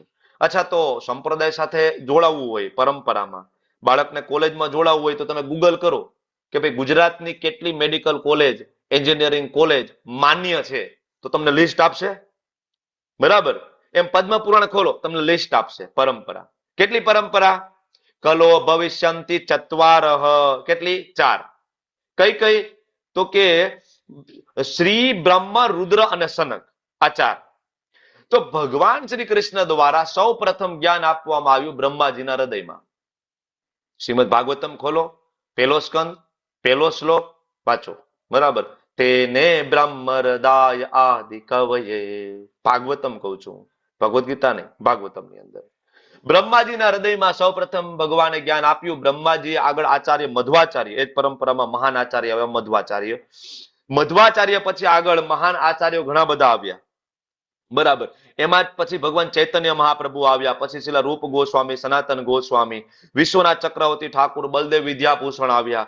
બરાબર, જગન્નાથ દાસ બાબાજી મહારાજ આવ્યા. બરાબર, એની નીચે તમે જો તો ભક્તિનો ઠાકુર મહારાજ આવ્યા, ગોર કિશોરદાસ બાબાજી મહારાજ આવ્યા. એની નીચે ભક્તિ સિદ્ધાંત સરસ્વતી ઠાકુર શ્રીલ પ્રભુપાદ આવ્યા. એની નીચે અભય ચરણ અરવિંદ ભક્તિદાન સ્વામી શ્રીલ પ્રભુપાદ આવ્યા. દેટ ઇઝ પરંપરા. તમે સ્કૂલ કોલેજમાં જાઓ છો, તમારા બાળકને, ઇવન હું તો એમ કહું કે બીજા ધોરણમાં એડમિશન લેવા જાવ તો તમે સ્કૂલે જાઓ છો, ભાઈ તમારો સ્ટાફ છે એ ઓથેન્ટિક તો છે ને? બરાબર, કોઈ 10મું 12મું ભણીને તો સીધું ભણાવવા નથી આવી ગયું ને, પીટીસી તો કર્યું છે ને, બીએડ કરેલું છે ને ભાઈ તમારા ટીચરોએ.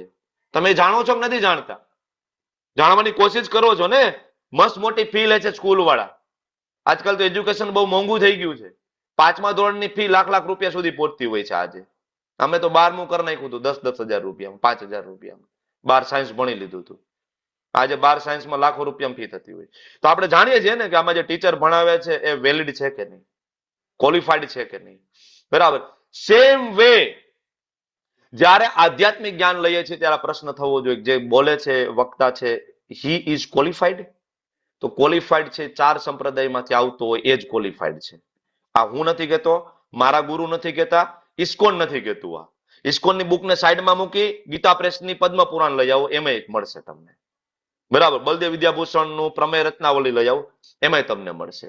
અને આજે પણ આ 4 સંપ્રદાય છે. બ્રહ્માજી દ્વારા મધ્વા સંપ્રદાય આવ્યો, એનો ભાગ અમે ઇસ્કોન છીએ. ખાલી ઇસ્કોન નથી, વૃંદાવનમાં જાઓ ને બધા ગોળિયા છે ત્યાં વૃંદાવનમાં, એટલે જો તિલક બધા સેમ હશે. ઇસ્કોન વાળા જ આવું તિલક કરે એવું નથી. વૃંદાવનમાં ઇસ્કોનમાં નથી, બધા આ જ તિલક કરે, અને બધાને ગોળિયા કહેવાય. બ્રહ્મ મધ્વ ગોળીય વૈષ્ણવ પરંપરા પેલું.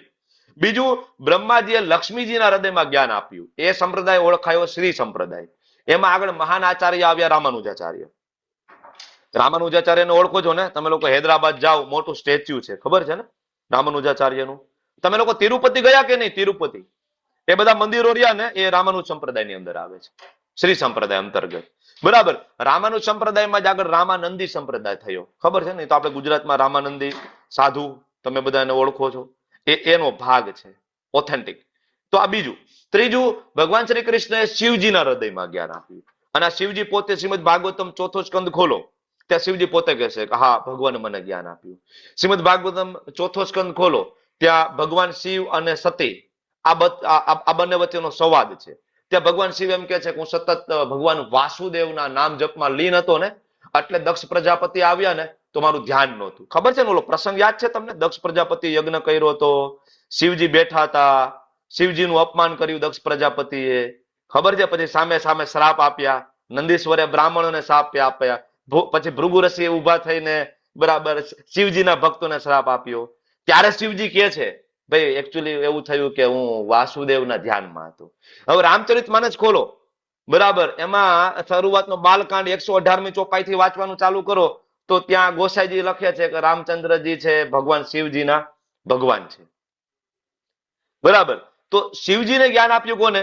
કૃષ્ણએ. ત્યાંથી એક પરંપરા ચાલુ થઈ, એને કહેવાય રુદ્ર સંપ્રદાય. અને એ પરંપરામાં આગળ આવ્યા વિષ્ણુ સ્વામી. વિષ્ણુ સ્વામી. અને એની નીચે એક મહાન આચાર્ય આવ્યા જે વલ્ભાચાર્ય તરીકે ઓળખાયા.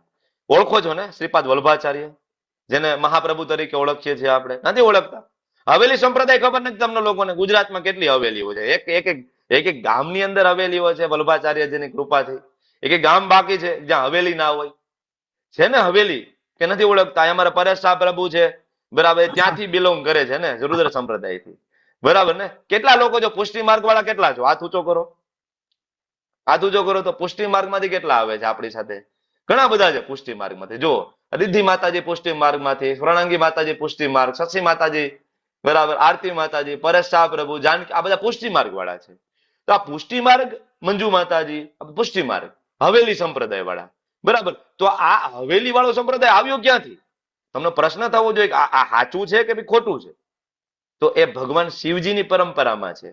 બરાબર, અને છેલ્લું બ્રહ્માજીના 4 પુત્ર, 4 કુમાર, એને જે જ્ઞાન આપ્યું ને, ત્યાંથી એક નિંબાર્ક સંપ્રદાય ચાલુ થયો, કુમાર સંપ્રદાય, જેનો પ્રસાર રાજસ્થાનમાં થયો.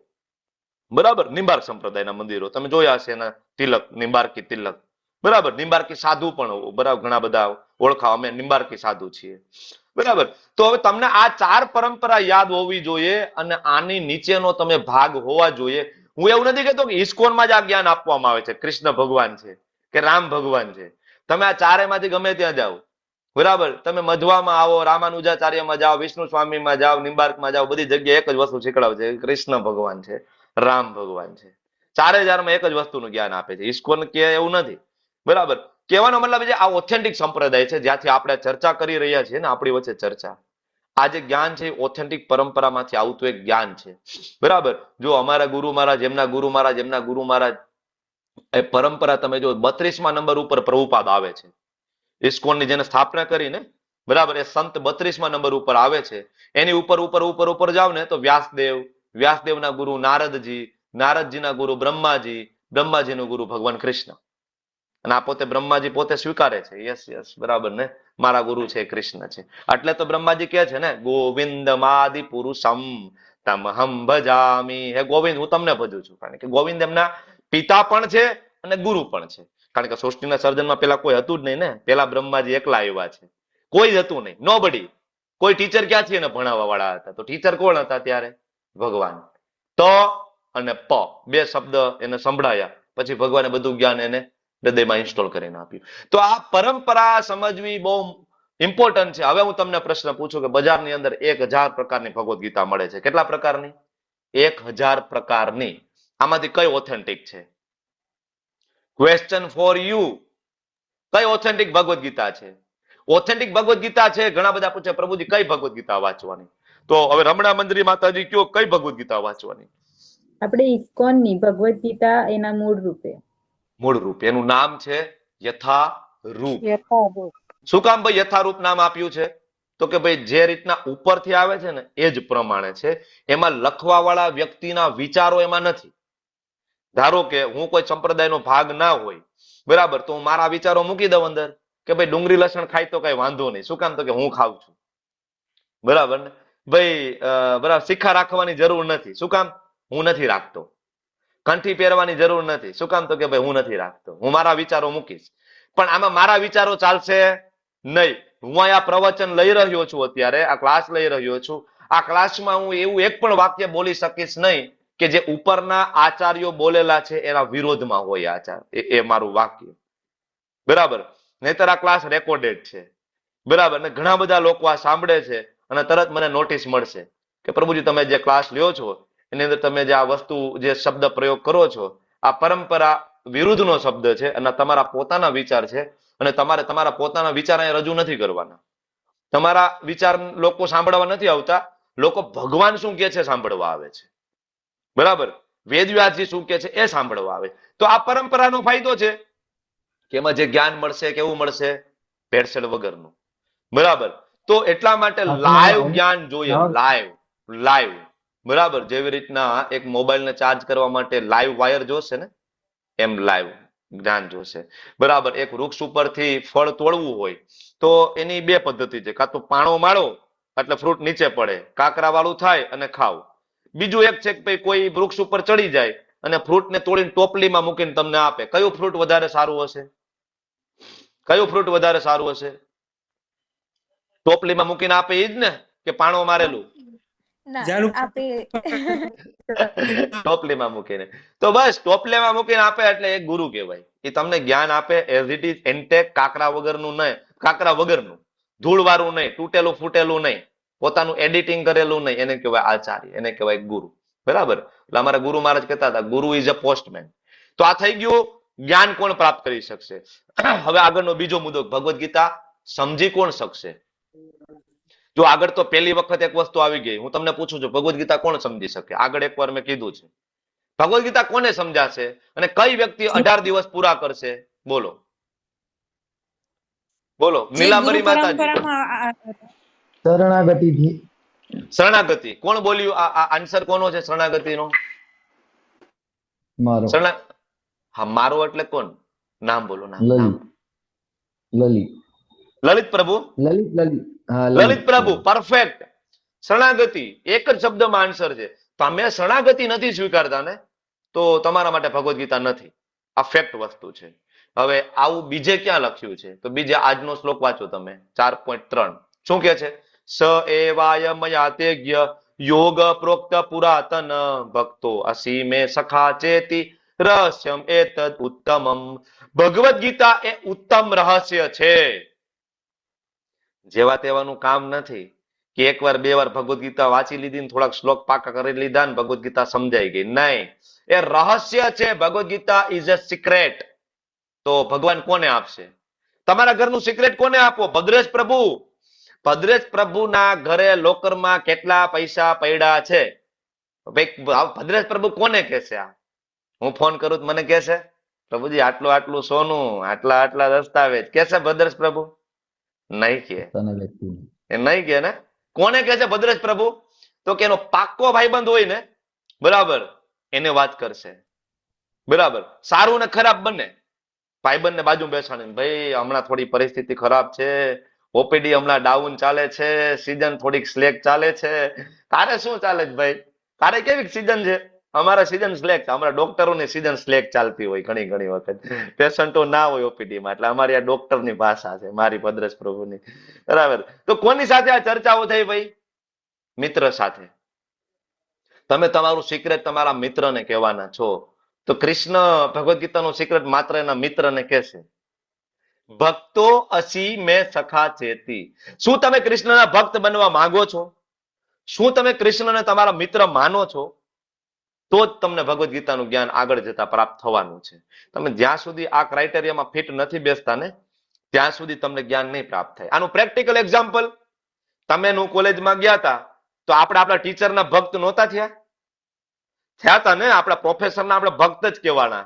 શું કામ? કારણ કે પ્રોફેસરે કીધું કે ભાઈ સાઇન થીટા કોસ થીટા, હવે મને સૂત્ર યાદ નથી અત્યારે કઈ, બરાબર, પણ જયારે આપણને કીધું તો આપણે સ્વીકારી લીધું ને, બરાબર. આપણને કીધું કે 1 + 1 = 2 થાય તો આપણે કીધું કે ના ના હું કેમ માની લઉં, 1 + 1 = 3 થાય, હું તો એવું માનીશ. આવું કર્યું હતું નહીં ને? ભક્ત બન્યા ને. ભક્ત એટલે શું? ભક્ત એટલે એનું ફોલો કરવું. ભક્ત એટલે શું? ફોલો કરવું. એ જે કહે છે એને ફોલો કરવું, ધેટ ઇઝ ભક્ત. કૃષ્ણ જેમ કહે છે એમ કરવું, ધેટ ઇઝ ભક્ત. ભક્ત એટલે શું? ફોલો કરવું. આજકાલ ઘણા બધા ભક્તો નથી હોતા. કોઈ બીજેપી ના ભક્ત હોય, કોઈ રાહુલ ગાંધી ના ભક્ત હોય. ભક્ત એટલે શું? એને ફોલો કરવું. એ કહે છે એનું બરાબર, એના ઉપર વિશ્વાસ છે, ભાઈ ટ્રસ્ટ છે. ભક્ત તો આપણે બધા ભક્તો છીએ જ, કોઈક ના, બરાબર. કોઈ પોલિટિકલ પાર્ટીનો ભક્ત છે, કોઈ સમાજનો ભક્ત છે, કોઈ પત્નીનો ભક્ત છે. પત્ની કે એટલું જ થાય ભાઈ અમારા ઘરમાં, તો ભક્ત જ છીએ ને.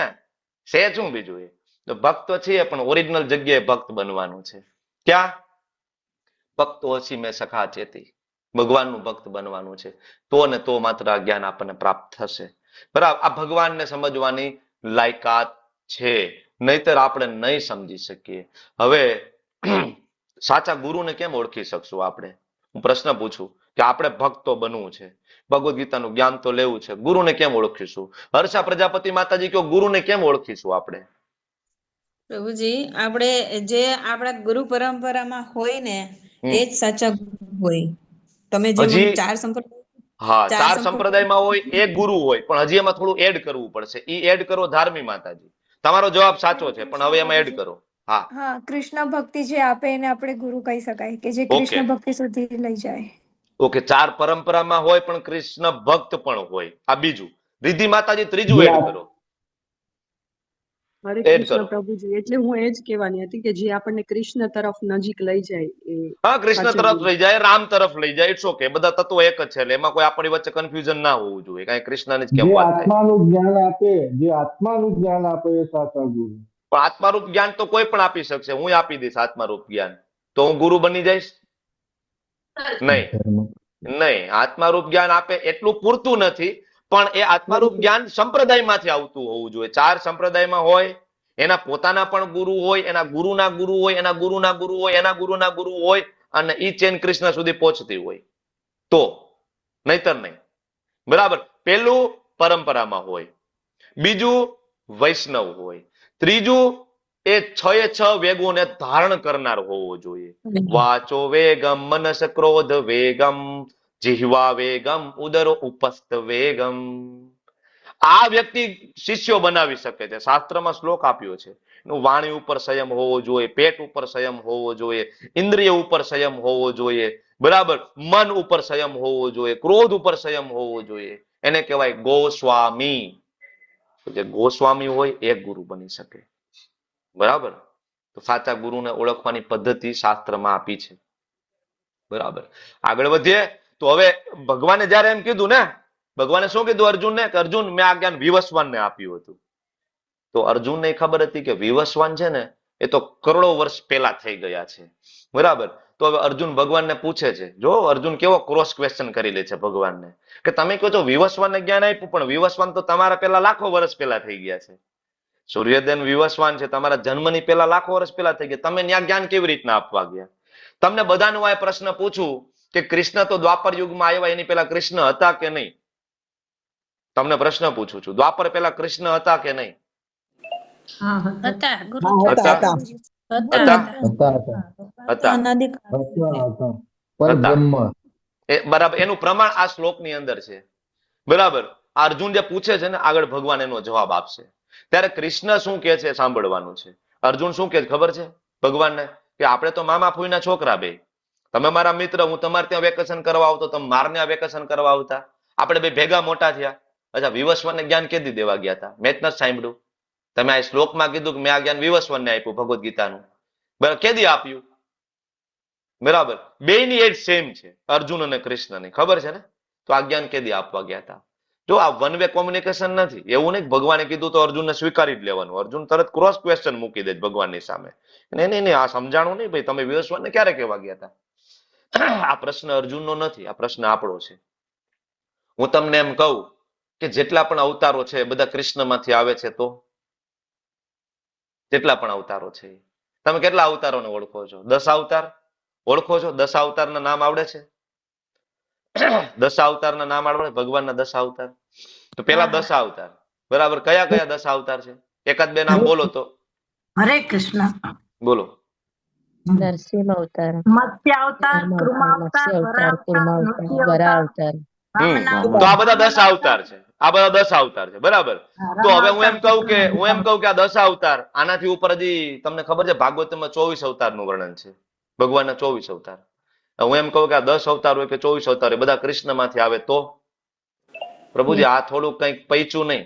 કારણ કે કૃષ્ણ તો દ્વાપરમાં આવ્યા હતા. દ્વાપરે પેલા તો રામ તો એની પેલા આવી ગયા. તો રામ મોટા કે કૃષ્ણ મોટા? બરાબર. તો રામ પેલા તો નરસિંહદેવ ભગવાન આવી ગયા. તો નરસિંહદેવ મોટા કે રામ મોટા? પણ હું એમ કહું કે દ્વાપરમાં ભલે કૃષ્ણ આવ્યા હોય પણ કૃષ્ણમાંથી જ બધા અવતાર આવ્યા, તો સમજવામાં મુશ્કેલ પડે છે ને. એટલા માટે ભગવદ્ ગીતા આપણે સમજવાની છે, કૃષ્ણ કોણ છે જાણવા માટે. અને આ સમજવા માટે આપણે કાલ ભણવો પડશે. કાલ એટલે સમય ભણવો પડશે. કારણ કે આપણે છે ને ખાલી એક નાની એવી ફ્રેમમાં સમયને આપણે જાણીએ છીએ.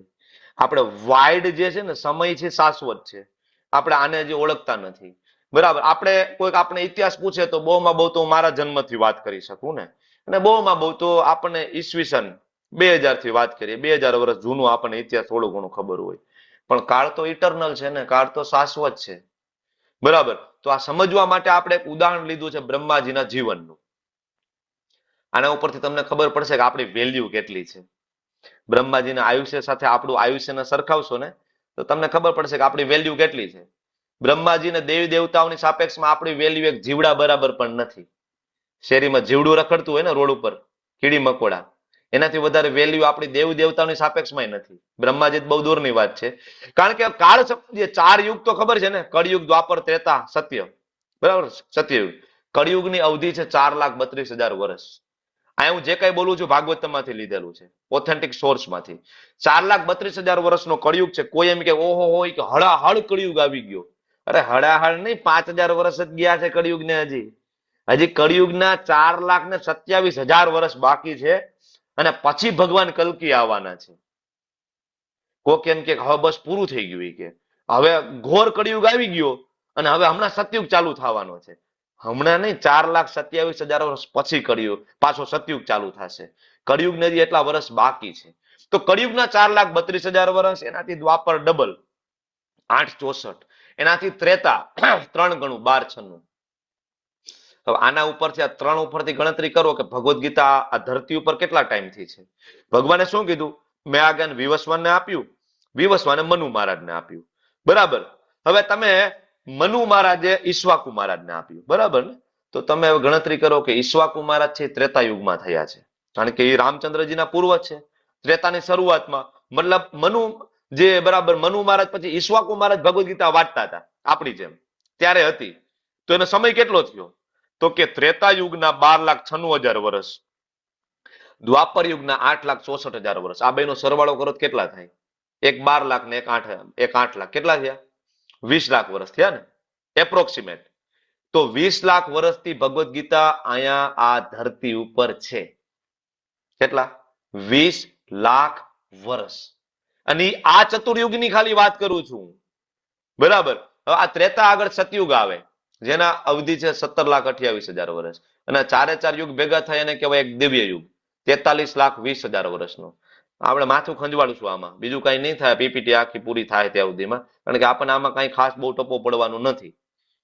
કારણ કે આ આપણી લિમિટ બારનું કાળની આપણે વાત કરી રહ્યા છે, શાશ્વતતાની. 4 યુગ ભેગા થાય તો દિવ્ય યુગ કહેવાય. હવે જે અત્યારે જે લોકો મનુ સંહિતાને બાળી રહ્યા છે, મનુ મહારાજને જે ગાળો આપી રહ્યા છે, મનુ મહારાજ છે કોણ એ ખબર છે? પેલા એ મનુ મહારાજનું આયુષ્ય કેટલું છે ખબર છે? 71 દિવ્ય યુગ. અને અત્યારે પણ મનુ મહારાજ છે. એ મનુ મહારાજનું નામ વૈવસ્વત. તમે જયારે ઘરે યજ્ઞ કરાવશો ને ત્યારે બ્રાહ્મણ આવશે. એ બ્રાહ્મણ તમને કહેશે કયો કલ્પ ચાલે છે, અત્યારે વૈવસ્વત, બરાબર, મનવંતર ચાલી રહ્યું છે. બરાબર એનું અત્યારે બરાબર છઠ્ઠો બરાબર એનું કહેવાય કે જે પૂરું થઈ ગયું 50% આયુષ્ય પૂરું બધું ખબર છે બ્રાહ્મણોને શાસ્ત્રમાં લખેલું છે. તો હવે એક બીજી રીતના સમજાવું કે એક મનુ મહારાજનું આયુષ્ય એટલે બરાબર કેટલા દેવયુગ 71. મતલબ મનુ મહારાજના એક જીવનકાળમાં 71 વખત રામચંદ્રજી પ્રગટ થાય. તમે સમજ્યા? કારણ કે 71 વાર ત્રેતા આવે અને દરેક ત્રેતામાં રામ આવે. તો મનુ મહારાજ 71 વખત રામચંદ્રજીની લીલા જોવે દરેક વખતમાં ફેર છે. એટલે અલગ અલગ રામાયણમાં થોડોક તફાવત જોવા મળે છે. રામચરિત માનસ વાંચશો તુલસીદાસજીનું તો થોડુંક ફેર છે અને વાલ્મીકીજીનું વાંચશો તો થોડુંક ફેર છે. શું કામ? કારણ કે અલગ અલગ યુગની કથા છે એમાં. એ આ ચતુર્યુગીની છે એવું જરૂરી નહીં. આ ત્રેતાની પહેલા પણ એક ત્રેતા આવ્યો હતો એમાંય રામ આવ્યા હતા. એની પહેલા એક ત્રેતા આવ્યો હતો એમાંય રામ આવ્યા હતા. સમજ્યા તમે? તો એક મનુ મહારાજની સામે 71 વખત નરસિંહદેવ પ્રગટ થાય, 71 વખત રામ પ્રગટ થાય. આ મનુ મહારાજ છે જેને લોકો ગાળો દે છે. બરાબર? અને આપણા બધાના પિતા છે જેને મનુ સંહિતા આપી. કોઈ એમ કે ને કે અમે તો સંવિધાનને માનશું, મનુ સંહિતાને નહીં માનીએ. અચ્છા, હવે થોડુંક આપણું સંવિધાન જે ભારતનું બંધારણ બન્યું ને, અહીં ઘણા બધા વકીલો પણ છે BNS, એના રિસર્ચમાં જાઓ કે આંબેડકર સાહેબ અને બીજા 100 લોકોએ બંધારણ બનાવ્યું એ 10 દેશોની કોપી કરીને બંધારણ બન્યું. એની અંદર UK, ઇંગ્લેન્ડ, ફ્રાન્સ, રશિયા આ બધાનું કોપી છે, જાપાન ઇન્ક્લુડિંગ જાપાન. હવે એના રિસર્ચમાં જાઓ એ લોકોએ બંધારણ કેમ બનાવ્યું હતું, એના રિસર્ચમાં જાઓ તો એ લોકોએ બંધારણ બનાવ્યું છે મનુ સંહિતાના વેદો ઉપરથી. 50% કન્ટેન્ટ કોપી પેસ્ટ કર્યું છે મનુ સંહિતાનું આ 10 દેશોએ, અને એમાંથી આપણે કોપી પેસ્ટ કરીને આપણું બંધારણ બનાવ્યું છે. અને આજે બંધારણ લઈને અમુક લોકો એમ કે ના અમે મનુ સંહિતાને નથી માનતા, બંધારણને માને. બંધારણમાં તો આપ્યું છે મનુ સંહિતામાંથી આપ્યું છે, કોપી પેસ્ટ છે મનુ સંહિતાની. મનુ મહારાજે જે કીધું છે એ બંધારણમાં લખેલું છે. કોને શીખવાડ્યું કે આ માં છે અને માં કહેવાય, દીકરી છે દીકરી કહેવાય, અને એની વચ્ચેનો સંબંધમાં ફેર હોય. બે સ્ત્રી છે પણ બેને જોવાની નજર જુદી છે. કોને શીખડાવ્યું તમને? માને અલગ નજરથી જોવાય, દીકરીને અલગ નજરથી જોવાય, પત્નીને અલગ નજરથી જોવાય. કોને શીખડાવ્યું? ત્રણેય સ્ત્રી છે, ત્રણેયનું બોડી સેમ છે. શીખડાવ્યું કોને તમને? એ શીખડાવવા વાળા મનુ મહારાજ છે. મનુ મહારાજે લખ્યું હતું, એ અલ્ટિમેટલી બંધારણમાં આવ્યું અને એના ઉપરથી કાયદો બન્યો છે. તો આ ખબર પડવી જોઈએ કે મનુ કોણ છે. અને આવા જે મનુ જે છે એ બ્રહ્માજીના એક દિવસમાં 14 થાય. કેટલા? તો બ્રહ્માજીનો એક દિવસ કેવડો થાય? તમે ગણતરી કરો. 14 ગુણ્યા 71 એને ગુણ્યા 43,20,000 વર્ષ. આ બ્રહ્માજીનો એક દિવસ છે એટલે 864 કરોડ વર્ષ થાય. કેટલા? આપણા મનુષ્યના 864 કરોડ વર્ષ પૂરા થઈ જાય ત્યારે બ્રહ્માજીનો એક દિવસ પૂરો થાય. બ્રહ્માજી સવારે ઉઠે, બરાબર, આળસ મળી અને કામ કરવા માટે બેસે, બરાબર, અને બ્રહ્માજીની રાત પડે એટલે અહીંયા પૃથ્વી ઉપર 864 કરોડ વર્ષ પૂરા થઈ ગયા છે. આ પૃથ્વી ઉપર 14 ગુણ્યા 71 વખત રામ આવી ગયા છે. 14 ગુણ્યા 71 વખત નરસિંહદેવ આવી ગયા છે. આ ખાલી બ્રહ્માજીનો એક દિવસ છે. તમે એમ કહો કે ના ના ના ભાઈ હું આમ કરી લઉં, હું આમ છું, હું તેમ છું. હવે વિચાર કરો કે બ્રહ્માજીના એક દિવસમાં આપણી ગણતરી ક્યાં થાય છે? દેવી દેવતાઓનું આયુષ્ય પણ આગળ આવશે. તો આવું બ્રહ્માજી 100 વર્ષ જીવે છે. આ તો એક દિવસ થયો ને, એક દિવસ એક રાત પૂરી થાય ને એટલે પાછો પ્રલય થાય અને બ્રહ્માજી 100 વર્ષે મરી જાય છે. બ્રહ્માજીનું મૃત્યુ થઈ જાય છે 100 વર્ષ, અને ત્યારે મહાપ્રલય આવે છે જે શિવજી કરે છે, કમ્પ્લીટ ડિસ્ટ્રોય. બરાબર? તો આ શું કામ સમજવાનું? તમને એમ થાય કે પ્રભુજી આમ ભગવદ્ ગીતા ભણાવો, આ મગજમાં નથી બેસતું. પણ શું કામ આ સમજવાનું? શું કામ છે? જે લોકો એમ કે છે કે ભાઈ ખાઓ પીવો ને મજા કરો, કોને ખબર આગળ શું થશે? એક દિવસ પ્રલય થઈ જશે અને બધું મુક્ત થઈ જશે. ભાઈ મેં મુક્તિ નથી મળે એમ.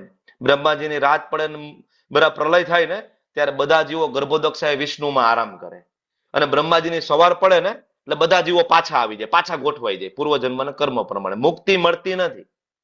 કન્ટિન્યુઅસ કાળ છે એ શાશ્વત છે. મજા કરો ને ખોટું કરશો ને મુક્તિ મળી જશે એક દિવસ, ધેટ ઇઝ ઇમ્પોસિબલ. કાળ શાશ્વત છે. આમાંથી બહાર નીકળવાનો એક જ રસ્તો છે, ભગવાનની ભક્તિ. તો આ બધી ગણતરીઓ આપી છે. તમને બહુ ઇન્ટરેસ્ટ હોય તો આ ગણતરીઓ તમને હું મોકલીશ, તમે કરજો બેઠા બેઠા. બ્રહ્માજીનું જીવન અત્યારે 50% પૂરું થઈ ગયું છે. 6 મન્વંતર પૂરા થયા. 7મું મન્વંતર અત્યારે વૈવસ્વત મન્વંતર ચાલે છે. બરાબર? આ બધી ગણતરી કરશો તો તમને ખબર પડશે કે અત્યારે બ્રહ્માજીની બપોર થઈ છે. બરાબર? મનુ મહારાજનું અત્યારે આયુષ્ય જે પૂરું થયું છે આના ઉપરથી 12 કરોડ વર્ષ થયા છે. મનુ મહારાજ જે આવ્યા ને કારણ કે મનુ મહારાજ પેલા વિવસ્વાનને આપ્યું, બરાબર, અને એ વિવસ્વાનને આપ્યું મનુ મહારાજ થી ગણતરી કરો ને તો 12 કરોડ વર્ષ થાય. એટલે ભગવદ્ ગીતા વિવસ્વાન સૂર્યદેવને આપી ને કૃષ્ણએ, એને 12 કરોડ વર્ષ થયા, અને ઈશ્વાકુ મહારાજ પાસેથી આવીને પૃથ્વી ઉપર એને 20 લાખ વર્ષ થયા. એટલે હવે કોઈ પૂછે ને તમને ભગવદ્ ગીતા ક્યારથી છે, તો એને 5000 વર્ષ નહીં કહેતા, કારણ કે 5000 વર્ષ છે ને એ કોમન આન્સર છે, જેને ભગવદ્ ગીતા વાંચી નથી. એ યુટ્યુબ અને ફેસબુક નું જ્ઞાન છે, એ શાસ્ત્રનું જ્ઞાન નથી. શાસ્ત્રનું જ્ઞાન છે ભગવદ્ ગીતા પેલું તો શાશ્વત છે, બીજું પૃથ્વી ઉપર 20 લાખ વર્ષથી છે, અને સૂર્યદેવને 12 કરોડ વર્ષ પહેલા આપી હતી. આ શાસ્ત્ર પ્રમાણિત જ્ઞાન છે. બ્રહ્માજીનો એક દિવસ એટલે 864 કરોડ વર્ષ થાય, બરાબર, આખો દિવસ 24 કલાક. 432 કરોડ વર્ષ પૂરા થાય ને એટલે બ્રહ્માજીની સાંજ પડી જાય, પછી બ્રહ્માજી સુઈ જાય. 432 કરોડ વર્ષ સુધી, બરાબર, બ્રહ્માજી આરામથી સુવે. ઓકે, અને બ્રહ્માજીની 1 સેકન્ડ એટલે આપણા અહીંયા 1 લાખ વર્ષ વીતી જાય. આનું પ્રમાણ શાસ્ત્રમાં કૃષ્ણ લીલામાં આવે છે, બ્રહ્મ વિમોહન લીલા. બ્રહ્માજી જ્યારે ભગવાનના ગોપ બાળોને ચોરી કરીને લઈ ગયા અને એને એના સત્યલોકની અંદર યોગ નિંદ્રામાં મૂક્યા, બરાબર, ક્ષણ કરતા ઓછા સમયમાં પાછા બ્રહ્માજી આવીને જોયું ને તો કૃષ્ણએ પોતાના માટે વિસ્તારો કર્યા હતા, અનેક નારાયણ, બરાબર, અને ફરીથી ગોપ બાળો અને ગાયોનું વાછડા બનાવ્યા. તો બ્રહ્માજીને ત્યારે ખબર પડી કે ઓહો, આ તો એ કૃષ્ણ છે, પરમ બ્રહ્મ, એ જ ભગવાન છે. હું ભૂલી ગયો, હું ઓળખી જ ના શક્યો. ત્યારે બ્રહ્માજી પ્રાર્થના કરે છે. ત્યાં પણ આનું પ્રમાણ છે. અને બીજું આનું પ્રમાણ જોતું હોય તો કાક ભૂસુંડી રામાયણમાં પાત્ર સાંભળ્યું છે ક્યારે? કાક ભૂસુંડી, કાક ભૂસુંડી સાંભળ્યું છે ને? એક વખત હનુમાનજી મહારાજને એમ થયું, હનુમાનજી મહારાજ રામચંદ્રજી પાસે ગયા અને રામચંદ્રજી કે હનુમાનજી તમે શાસ્ત્ર વાંચો, કથા વાંચો. હનુમાનજી કે પ્રભુ મને તો તમારી સેવા કરવામાં ઇન્ટરેસ્ટ છે, નામમાં ઇન્ટરેસ્ટ છે. તો કે નહીં, પણ તમે કથા સાંભળો. ઓકે, તો ક્યાં સાંભળું? તો કે એક કામ કરો, મારો ભક્ત છે કાક ભૂસુંડી, એની પાસે જાઓ. તો કાક ભૂસુંડી આગળ ગયા. કાક ભૂસુંડી રામાયણની કથા કરતા હતા.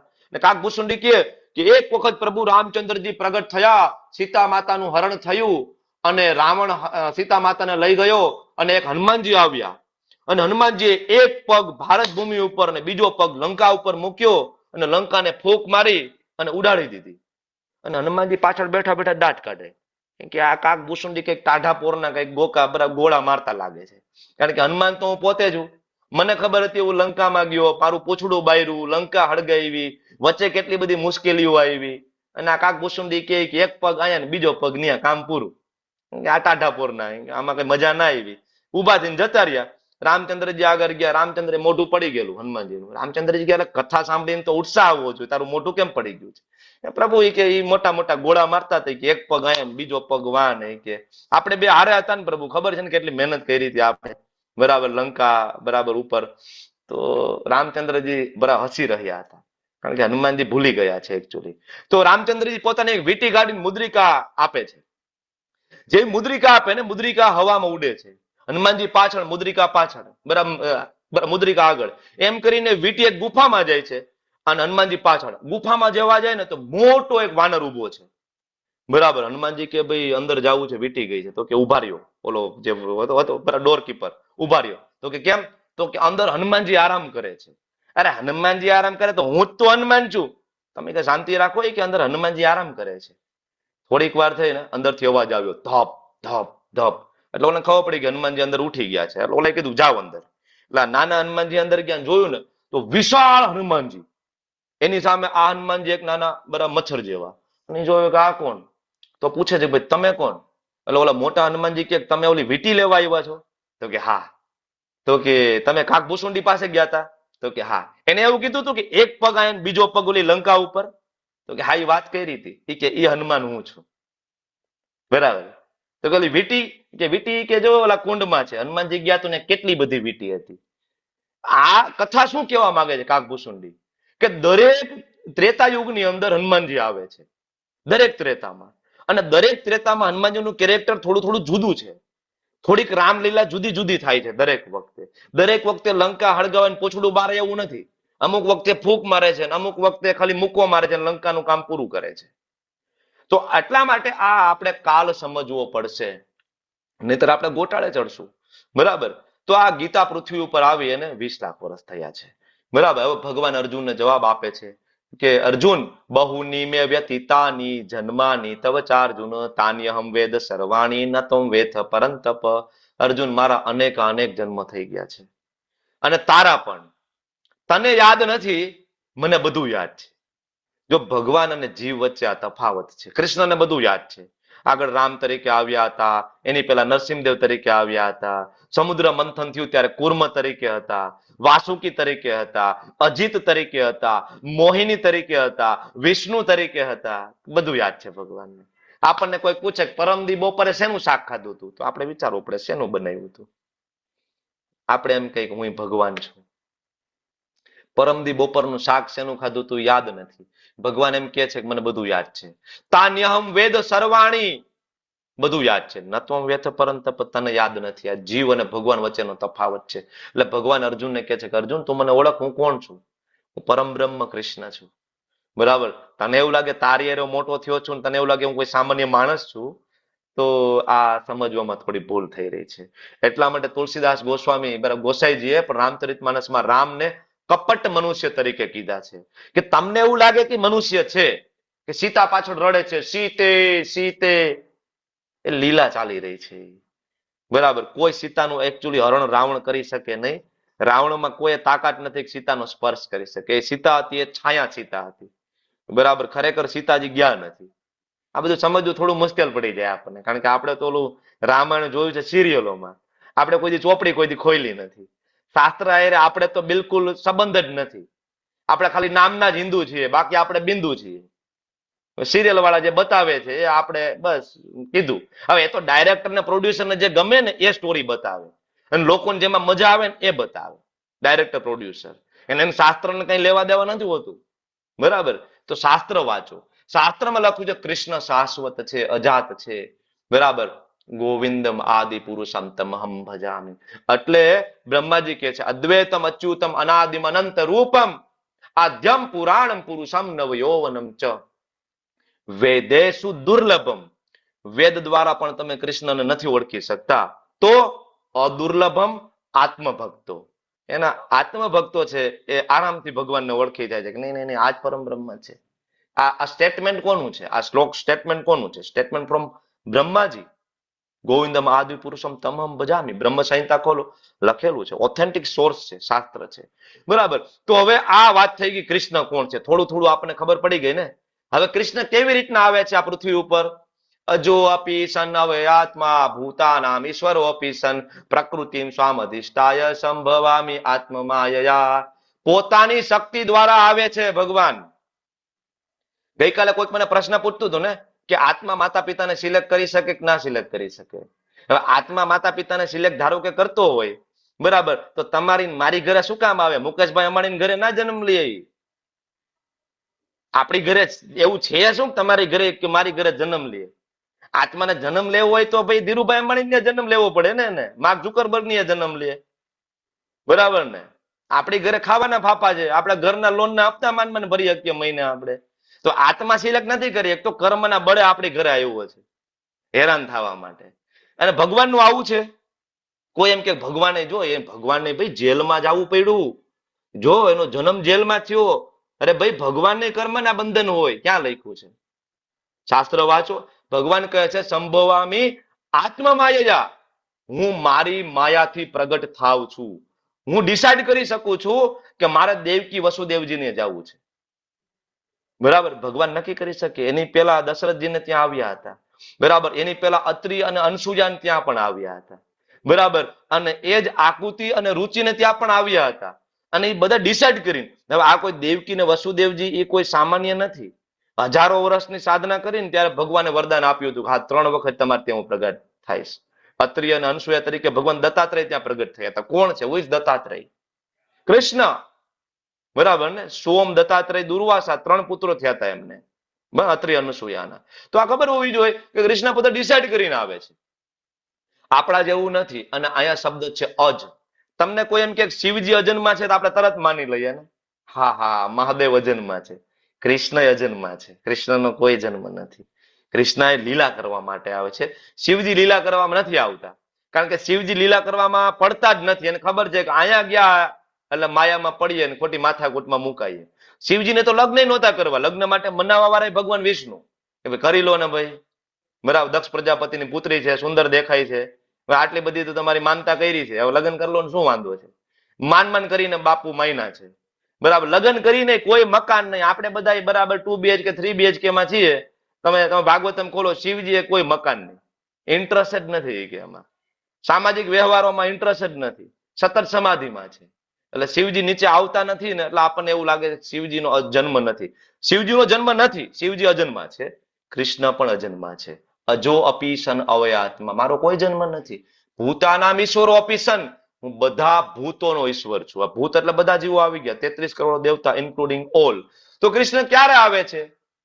યદા યદા હિ ધર્મસ્ય ગ્લાનિર્ભવતિ ભારત અભ્યુત્થાનમ ધર્મસ્ય તદાત્માનમ સૃજામ્યહમ. જ્યારે જ્યારે અધર્મનું વર્ચસ્વ જાગે ને ત્યારે ભગવાન અવતાર લે છે. ભગવાન આવે છે કોના માટે? તો ભગવાન આગળ કહે છે પરિત્રાય સાધુનામ વિનાશાય તે દુષ્કૃતામ ધર્મ સંસ્થાપનાર્થાય સંભવામી યુગે યુગે. 3 મિશન લઈને આવે: સાધુઓની રક્ષા, વિનાશાય તે દુષ્કૃતામ દુષ્ટોનો નાશ, અને ધર્મની સ્થાપના કરવા માટે. હવે ખરેખર જોવા જઈએ તો ભગવાનને દુષ્ટોનો નાશ કરવા માટે આવવું પડે. શું કામ ના આવવું પડે? કારણ કે એ પોતે પરમાત્મા પણ છે.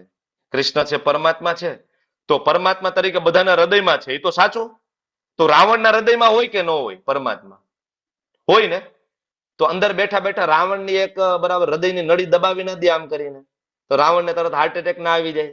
તો એને રામ તરીકે અવતાર લેવાનો, બધા કે વાંદરની સેના બનાવવાની, બરાબર, એક રામ સેતુ બનાવવાનો. શું લાગે છે આ મહેનત કરવાની જરૂર છે? અરે સમજો કે લીલા છે, એ આપણને ગાઈડ કરવા માટે આવ્યા છે કે આપણે કેવી રીતના એના ભક્ત બનીને આપણે મુક્ત થઈ શકીશું. પરમાત્મા છે ને, ઇવન ભગવાનના પાર્ષદો આવીને વધ કરી શકે છે. રામને શું કામ આવવું પડે? કૃષ્ણને શું કામ આવવું પડે? ભગવાન પરશુરામ આવે, બધાને ધડાધડ ગળા કાપીને જતા ના રહ્યા? આવ્યા હતા ને પરશુરામ, બરાબર, વાત પૂરી, આવીને ગળું જ કાપી નાખવાનું. પરશુરામ વાતે નહોતા કરતા, ખબર તમને? પરશુરામ રાજા દશરથને મારવા ગયા હતા, ખબર છે? દશરથ રાજાને કેટલી પત્ની હતી ખબર તમને લોકોને? કેટલી હતી? કેટલી? બોલ. એ તો 3 છે, એ તો આપણને ખબર છે. શાસ્ત્રમાં એમ કે દશરથ રાજાને 100 કરતા વધારે પત્નીઓ હતી. શું કામ? શું કામ? કારણ કે પરશુરામજીનો એક નિશ્ચય હતો દ્રઢ કે હું જાય ક્ષત્રિયોને મારી નાખીશ, પણ એ ક્ષત્રિયોને નહીં મારું જેના લગ્ન ચાલુ હોય, બરાબર, એ ક્ષત્રિયોને નહીં મારું. દશરથ રાજા રેડી જ રાખ્યો તો, મંડપ બધું રેડી. ખબર પડે પરશુરામજી આવે છે, હાલો રેડી, કન્યા રેડી કરો ફટાફટ, લગ્ન ચાલુ. પરશુરામ આવે, જો ઓહો લગ્ન ચાલુ, ચાલો બીજી જગ્યાએ. તમને ખબર છે લખેલું છે, આ કોઈ મનગઢત વાત નથી કરતો. તો પરશુરામ આવીને ધડાધડ વધ ના કરી શકે, ભાઈ શું કામ રામને આવવું પડે? શું કામ કૃષ્ણને આવવું પડે? સ્વયં ભગવાન છે કૃષ્ણ. સમજવા માટે હું તમને એક્ઝામ્પલ આપું છું કે ભગવાન માટે આવી નાના કામ માટે, ભગવાન એના ભક્તોને પ્રેમ કરવા માટે. આ બધું જાણીને ફાયદો શું ભાઈ? જાણીને ફાયદો એ છે કે તમે જ્યાં સુધી આ વસ્તુ જાણશો નહીં ને કે કૃષ્ણનો જન્મ આપણા જેવો નથી, ભગવાનના કર્મ આપણા જેવા નથી, તો શું થશે? જન્મ કર્મ ચમે દિવ્યમ એવમ યો વેતિ તત્વતઃ ત્યક્તા દેહમ પુનર્જન્મ નેતિ મામેતિ સોર્જુન. જેવું આ શરીર છૂટશે ને, પુનર્જન્મ નૈતિ, ફરીથી જન્મ નહીં થાય. મતલબ મુક્તિ, મતલબ ભગવાનના ધામમાં એન્ટ્રી. ખાલી આટલું જાણવાનું છે કે ભગવાનનો જન્મ અને ભગવાનના કર્મ છે દિવ્ય છે, આપણા જેવો ભગવાનનો જન્મ નથી, બરાબર. જેવી રીતના એક જેલર, બરાબર, જેલની અંદર હોય અને ત્યાં પ્રાઇમ મિનિસ્ટર વિઝિટ કરે સિવિલ ડ્રેસમાં, તો ત્યાં બધા ગુંડા હોય ને એમ શું થાય? હા, જો આને કઈક 400 BC કહી રહી છે ને, આ જેલમાં એવા, આપણે જેલમાં, આપણે ગુંડા અને આ ગુંડા, બરાબર. અત્યારે ઘણા માણસો એવું માને કૃષ્ણનો જન્મ થયો, રામનો જન્મ થયો, એ માણસ, આપણે માણસ, આપણે કર્મના બંધન થાય, એને કર્મના બંધન થાય. અરે પ્રાઇમ મિનિસ્ટર જેલની વિઝિટ એટલા માટે કરે કે ત્યાં જઈને પૂછે જેલરને કે આમાં કોઈ સુધરે એમ છે ભાઈ, બરાબર, તો એની સજા હું ઓછી કરી શકું એમ છું, પ્રેસિડેન્ટના હાથમાં છે, બરાબર ને. તો જેલર લિસ્ટ આપે કે હા આ ભાઈએ એક જણાને છરી મારી દીધી હતી, પણ હવે એને અફસોસ થાય છે કે છરી સફરજન ઉપર મારવાની હતી, માણસ ઉપર નહોતી મારવાની, તો કે આની સજા ઓછી કરો, બરાબર. તો સેમ વે ભગવાન પૂછે છે ભાઈ કેટલા લોકો લેવલ 1 કરે છે સિરિયસલી? તો કે ભાઈ છે ભાઈ 158 લોકો છે. અચ્છા, મને જાણે છે જન્મ કર્મ? તો કે હા મહેનત તો કરે છે, ભલે સમજાતું નથી પણ મહેનત કરે. Okay, it's okay. કેટલા જન્મ છે? તો કે ભાઈ જન્મ કરોડો. તો કે એક કામ કરો ને, આ જન્મ પૂરો થાય ને પછી મારી પાસે મોકલી દો. ફિનિશ, મુક્તિ. ખાલી ભગવાનનું જન્મ અને કર્મ જાણવાથી વ્યક્તિ મુક્ત થઈ જાય છે. આ બધી ચર્ચાઓ એટલા માટે હું કરી રહ્યો છું, ભગવાન કેટલા મહાન છે. તમે જાણો એનો જન્મ શું છે, એના કર્મ શું છે. ભગવાનના કર્મ આપણા જેવા નથી. ભગવાન 16,108 રાણી રાખી શકે. કોઈ એમ કે ભાઈ ભગવાન 16,108 રાણી રાખે તો હું 2-4 ના રાખી શકું? તું 2-4 નહીં, તું 5 રાખ ભાઈ, કોઈ વાંધો નથી. પણ 16,108 રાણી સાથે 16,108 કૃષ્ણ હતા. બરાબર, તું તારી 5 રાણી સાથે 5 બનીને તું દેખાડ. એક જ સમયે 16,108 મહેલમાં કૃષ્ણ હતા. આ પ્રમાણ છે નારદજી દ્વારા આપેલું કે કૃષ્ણ બધી જગ્યાએ છે. અને 16,108 હારે લગ્ન કર્યા, એક સાથે લગ્ન કર્યા છે. એવું નહીં કે આજે એક લગ્ન થયા, કાલ બીજા, પરમદી ત્રીજા, નહીં. 16,108 લગ્ન એક સાથે, બધામાં કૃષ્ણ હાર પહેરાવે છે. બધી રાણીઓ કૃષ્ણ સાથે ફેરા ફરે છે. Is it possible? કોણ કરી શકે આવું? એક એક્ઝામ્પલ શાસ્ત્રમાંથી હોય તો આપો. આ ખાલી કૃષ્ણ કરી શકે. એટલે કૃષ્ણ દેખાડવા આવે છે અહીંયા કે તમે નહીં કરી શકો, હું ભગવાન છું. I can do this. હું ભગવાન છું. મારા માટે કોઈ લિમિટેશન નથી, મારા માટે કોઈ નિયમો નથી. એટલે આ જાણીશું તો મુક્ત થઈ જશું. બરાબર. તો આપણા ને કૃષ્ણ વચ્ચે આ તફાવત છે. આપણું શરીર છે ભૌતિક છે, ભગવાનનું શરીર આધ્યાત્મિક છે. બરાબર. આપણું આમાંથી આત્મા નીકળી જાય ને શરીર અહીંયા પડ્યું રહેશે. લોકો આને શમશાનમાં નાખીને બાળી નાખશે. ભગવાનનું શરીર અને આત્મામાં ફેર નથી. બરાબર. તમે આજ સુધી કઈ કૃષ્ણની સમાધિ, રામચંદ્રજીનું કે અગ્નિ સંસ્કાર જોયો હોય, પરશુરામ દાદાની કે સમાધિ નથી, ગોતતાય નહીં, છે જ નહીં. કારણ કે એનું આપણા જેવું શરીર ન હોય કે એને બાળી નાખે ને એનો અગ્નિ સંસ્કાર આપે ને એની સમાધિ બને. ભગવાન ટ્રાન્સિડેન્ટલ છે. સૂર્યનું ઉદય થવું, સૂર્યનું અસ્ત થવું, એવી રીતના ભગવાનનું પ્રગટ થવું ને ભગવાનનું અપ્રગટ થવું, બે એક વાત છે, કોઈ ફરક નથી. ભગવાન અહીંથી જતા રહ્યા મતલબ એવું નથી. જેવી રીતના અત્યારે આપણા અંધારું છે ને, સૂર્ય નથી. અમેરિકા જાઓ ત્યાં તડકો છે અત્યારે, સૂર્ય તો છે. કેનેડા જાઓ ત્યાં તડકો છે અત્યારે, ત્યાં રાત પડે, અહીંયા સૂર્ય છે. સેવી રીતના સેમ અત્યારે કૃષ્ણ આ પૃથ્વી ઉપર નથી. તો કૃષ્ણ કોઈક પૃથ્વી ઉપર અત્યારે પણ દામોદર લીલા કરી રહ્યા છે. અત્યારે કોઈક પૃથ્વી ઉપર કોઈક બીજા ગ્રહની અંદર અત્યારે ત્રેતાયુગ ચાલી રહ્યો છે, ત્યાં રામચંદ્રજી પ્રગટ થઈ ચુક્યા છે. અત્યારે કોઈક બીજા ગ્રહ ઉપર અત્યારે સતયુગ ચાલી રહ્યો છે, ત્યાં ભગવાન નરસિંહદેવ પ્રગટ થઈ ગયા છે પ્રહલાદ મહારાજ માટે. કન્ટિન્યુઅસ ભગવાનના ઇન્કાર્નેશન ચાલુ છે, કોન્સ્ટન્ટ. આ સમજવું પડશે કે આપણા ને ભગવાનમાં તફાવત છે. તો આ જાણીને કોઈ પેલા ગયું છે? ભગવાન કહે યસ, બહુ જ્ઞાન તપસા પૂતા મદભાવ માગતા. આ જ પ્રમાણે જ્ઞાન પ્રાપ્ત કરીને બહુ જ્ઞાન તપસા, હજારો લોકો, નરસિંહ મહેતા, સંત તુકારામ, મીરાબાઈ, શ્રી પ્રભુપાદજી, સડ ગોસ્વામી, આવી જ રીતના ભગવાનને જાણીને ભગવાનના ધામમાં ગયા છે. એના પ્રમાણ છે. ભગવાનના ધામમાં ગયા એના પ્રમાણ છે. 8મા અધ્યાયમાં આપણે ચર્ચા કરીશું. તો આ જાણવાથી આ ફાયદો છે. તો જો તમે ભગવાનને માનશો કે કૃષ્ણ છે, પૂર્ણ પુરુષોત્તમ ભગવાન છે, ઇટ્સ ઓકે, તો ભગવાન એ રીતના તમારી સાથે ડીલ કરશે. તમે એમ કહેશો કે ભગવાન નથી, હું નથી માનતો તમારા કૃષ્ણને. ભગવાન કે તથાસ્તુ દીકરા, એવી જગ્યાએ ઘુસાડી દઉં કે જે રામ અને કૃષ્ણ ન હોય તોય તને એવું લાગશે કે હું ભગત છું. કેટલાય મત અને પદ સમાજમાં અત્યારે એવા છે કે જે રામકૃષ્ણ નથી તો એને એવું લાગશે કે અમે ભગવાનના ભક્ત છીએ, જ્યાં ભગવાન જ નથી. શું કામ? ભગવાને કીધું યે થામ આમ પ્રપદ્યંતે તામ તથેવમ ભજામ્યહમ. તમે જે રીતના મને રેસિપ્રોકેટ કરશો હું એ રીતના તમને બરાબર એનું ફળ આપી દઈશ. તમે કહેશો હું ભગવાન છું તો હું તમારી સામે એ પ્રમાણે પ્રગટ થાઈશ, નહીતર નહીં. એટલા માટે શ્રદ્ધા હોવી જોઈએ આપણામાં. પહેલી વસ્તુ, શ્રદ્ધા હશે તો ભક્તોનો સંગ થાય, તો આપણે ભજન કરીશું, તો કામ ક્રોધ લોભ નીકળશે, અનર્થની નિવૃત્તિ થાય, તો નિષ્ઠા આવશે, નિષ્ઠા આવશે તો ધીમે ધીમે ભગવાનનો પ્રેમ થશે. શ્રદ્ધા જ નથી આપણને તો પછી આપણી આગળની ગતિ મુશ્કેલ છે. નવધા ભક્તિ જે શાસ્ત્રમાં આપી છે આ જ પ્રમાણે આપી છે ને, નવધા ભક્તિ. બરાબર. તમે જોવો, શ્રવણમ, કીર્તનમ, વિષ્ણુ સ્મરણમ, પાદ સેવનમ, અર્ચનમ, વંદનમ, દાસ્યમ, સખ્યમ, આત્મનિવેદનમ, આ બધી ભક્તિ આપેલી છે. અને આ જ પ્રમાણે આપણે આગળ વધી શકીએ છીએ. બરાબર. તો આ સમજવું પડશે. અને આના જ અનુસંધાને ભગવાને 4 વર્ણ આપ્યા. ચાતુર્ણમયા સૃષ્ટમ ગુણ કર્મ વિભાગ છે. કોઈ એમ કે તમારા ભગવાને જાતિવાદ આપ્યો છે. આ જાતિવાદ નથી, આ શબ્દ લખ્યો છે ગુણ કર્મ વિભાગ. જન્મથી કોઈ બ્રાહ્મણ ન હોય, જન્મથી કોઈ ક્ષત્રિય ન હોય, જન્મથી કોઈ વૈશ્ય ન હોય, જન્મથી કોઈ શૂદ્ર ન હોય. બ્રાહ્મણ છે ડિગ્રી છે, ક્ષત્રિય છે ડિગ્રી છે, ડિગ્રી અર્જિત કરવાની છે આગળ શાસ્ત્રો વાંચીને. ત્યારે બ્રાહ્મણ કહેવાય, ત્યારે ક્ષત્રિય કહેવાય, ત્યારે વૈશ્ય કહેવાય, ત્યારે શૂદ્ર કહેવાય. અને ભગવાને આ બધું કર્યું તો ભગવાનને પાપ લાગતું હશે? બરાબર. કોઈ એમ કે જોયું, અરે ભાઈ કર્મના ફળ તો ભગવાનને દેવા પડે. એવા કે આપણે ગુજરાતમાં તેવા ભજનિક થયા છે, બરાબર, કે ભગવાનને દેવા પડે. તો આ શ્લોક વાંચી લો ને, નમામ કર્માણી લિંપંતી નમે કર્મ ફલે સ્પૃહા. ભગવાન કે મને કોઈ કર્મ પ્રભાવિત ના કરે, પાપ અને પુણ્યથી હું પરે છું, શ્રાપ વરદાનથી હું પરે છું, અને કોઈ ફળની આકાંક્ષા નથી. તો આ જાણવું પડશે કે કોઈ ગાંધારીના શ્રાપ દ્વારા યાદવનો નાશ ના થાય. બધા એમ કે ને કે ગાંધારીએ શ્રાપ આપ્યો, યાદવનો નાશ થઈ ગયો, બરાબર. એ બધું ભગવાનની એક લીલા ચાલી રહી છે. સ્ક્રિપ્ટેડ પિક્ચર છે, ટોટલ સ્ક્રિપ્ટેડ. સ્ક્રિપ્ટ લઈને આવે છે ભગવાન, આટલું કરવાનું છે, ફિનિશ, ચાલો મારે જવાનું છે. યાદવો તમારે રોકાઈને કઈ કામ નથી, કારણ કે યાદવો કોણ હતા?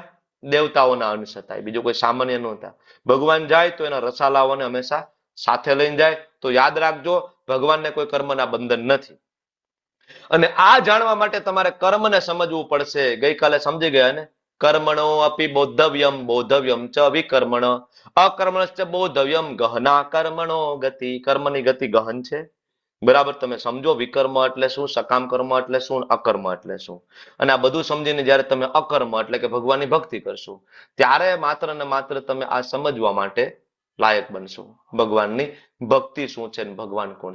આ નહીં સમજીએ, બરાબર, તો આપણે ફસાઈ જઈશું, બરાબર. એટલે આજના અધ્યાયની અંદર આ બહુ મહત્વની વસ્તુ છે. અને આ સમજવા માટે સૌથી ઇમ્પોર્ટન્ટ છે ભગવાનના શરણે જવું. કોઈ એમ કે ક્યાં લીધું, ક્યાં કીધું છે કૃષ્ણએ દીક્ષા લેવી જોઈએ, ક્યાં કીધું છે? તો આ શ્લોક નંબર 34 વાંચો. તદ્વિધિ પ્રણિપાતેન પરિપ્રશ્નેન સેવયા ઉપદેક્ષંતિ તે જ્ઞાનમ જ્ઞાની તત્વદર્શિન. ગુરુ પાસે જાઓ ને સેવા કરો ને પ્રશ્ન પૂછો, ત્યારે તમને ઉપદેશ આપશે. ઉપદેશ ક્યારે આપશે? તમે પરંપરામાંથી આવશો, બરાબર, ત્યારે. તદ્વિધિ પ્રણિપાતેન ક્યારે થાય? શરણાગતિ ત્યારે થાય જ્યારે તમે એ પરંપરાની અંદર હોય ત્યારે. એટલા માટે યોગ્ય પરંપરાનો આશ્રય લેવો જોઈએ અને પરંપરા દ્વારા આપણે આગળ વધવું જોઈએ. તો અને માત્ર આપણે તો સમજી શકીશું. બાકી આપણે એમ કહીશું કે ભાઈ હું તો ભાઈ મને ભગવદ્ ગીતામાં કોઈ વિશ્વાસ નથી, તો ભગવાન કહે છે કે અજ્ઞાની હોય, શ્રદ્ધાવિહીન હોય, જેને પ્રમાણભૂત શાસ્ત્રમાં કોઈ શ્રદ્ધા ન હોય, તો બરાબર એનું પતન થઈ જાય છે. જેને ભગવદ્ ગીતામાં શ્રદ્ધા નથી એનું કામ પૂરું, ફિનિશ, બરાબર. એ વ્યક્તિ નરકની ઘોર યાતના ભોગવે છે. યે નિંદંતી પુરાણાની ધર્મશાસ્ત્રાણી નાસ્તિકાહ તે યાંતિ નરકમ ઘોરમ યાવદ ભૂત સંપ્લવમ. શિવજી અને માતા પાર્વતીનો સંવાદ સ્કંદ પુરાણ પંચમવતી ખંડની અંદર. શિવજી એમ કે છે કે જે કોઈ એમ કે હું ભાગવતમને નથી માનતો, હું ભગવદ્ ગીતાને નથી માનતો, શિવજી કે ઘોર નરકની યાતનામાં હું એને મોકલું છું. કારણ કે ભાગવતમ અને ભગવદ્ ગીતા આ ગ્રંથો સ્વયં ભગવાને આપ્યા છે. તો શાસ્ત્રમાં શ્રદ્ધા હોવી જોઈએ. વાંછા કલ્પતરુભ્યશ્ચ કૃપા સિંધુભ્યો ચ પતિતાનાં પાવનેભ્યો વૈષ્ણવેભ્યો નમઃ. અનંત અનંત કોટી વૈષ્ણવ કી જય, શ્રી પ્રભુપાદ કી જય, ગુરુ મહારાજ કી જય. હરે કૃષ્ણ કૃષ્ણ કૃષ્ણ હરે હરે, હરે રામ રામ રામ.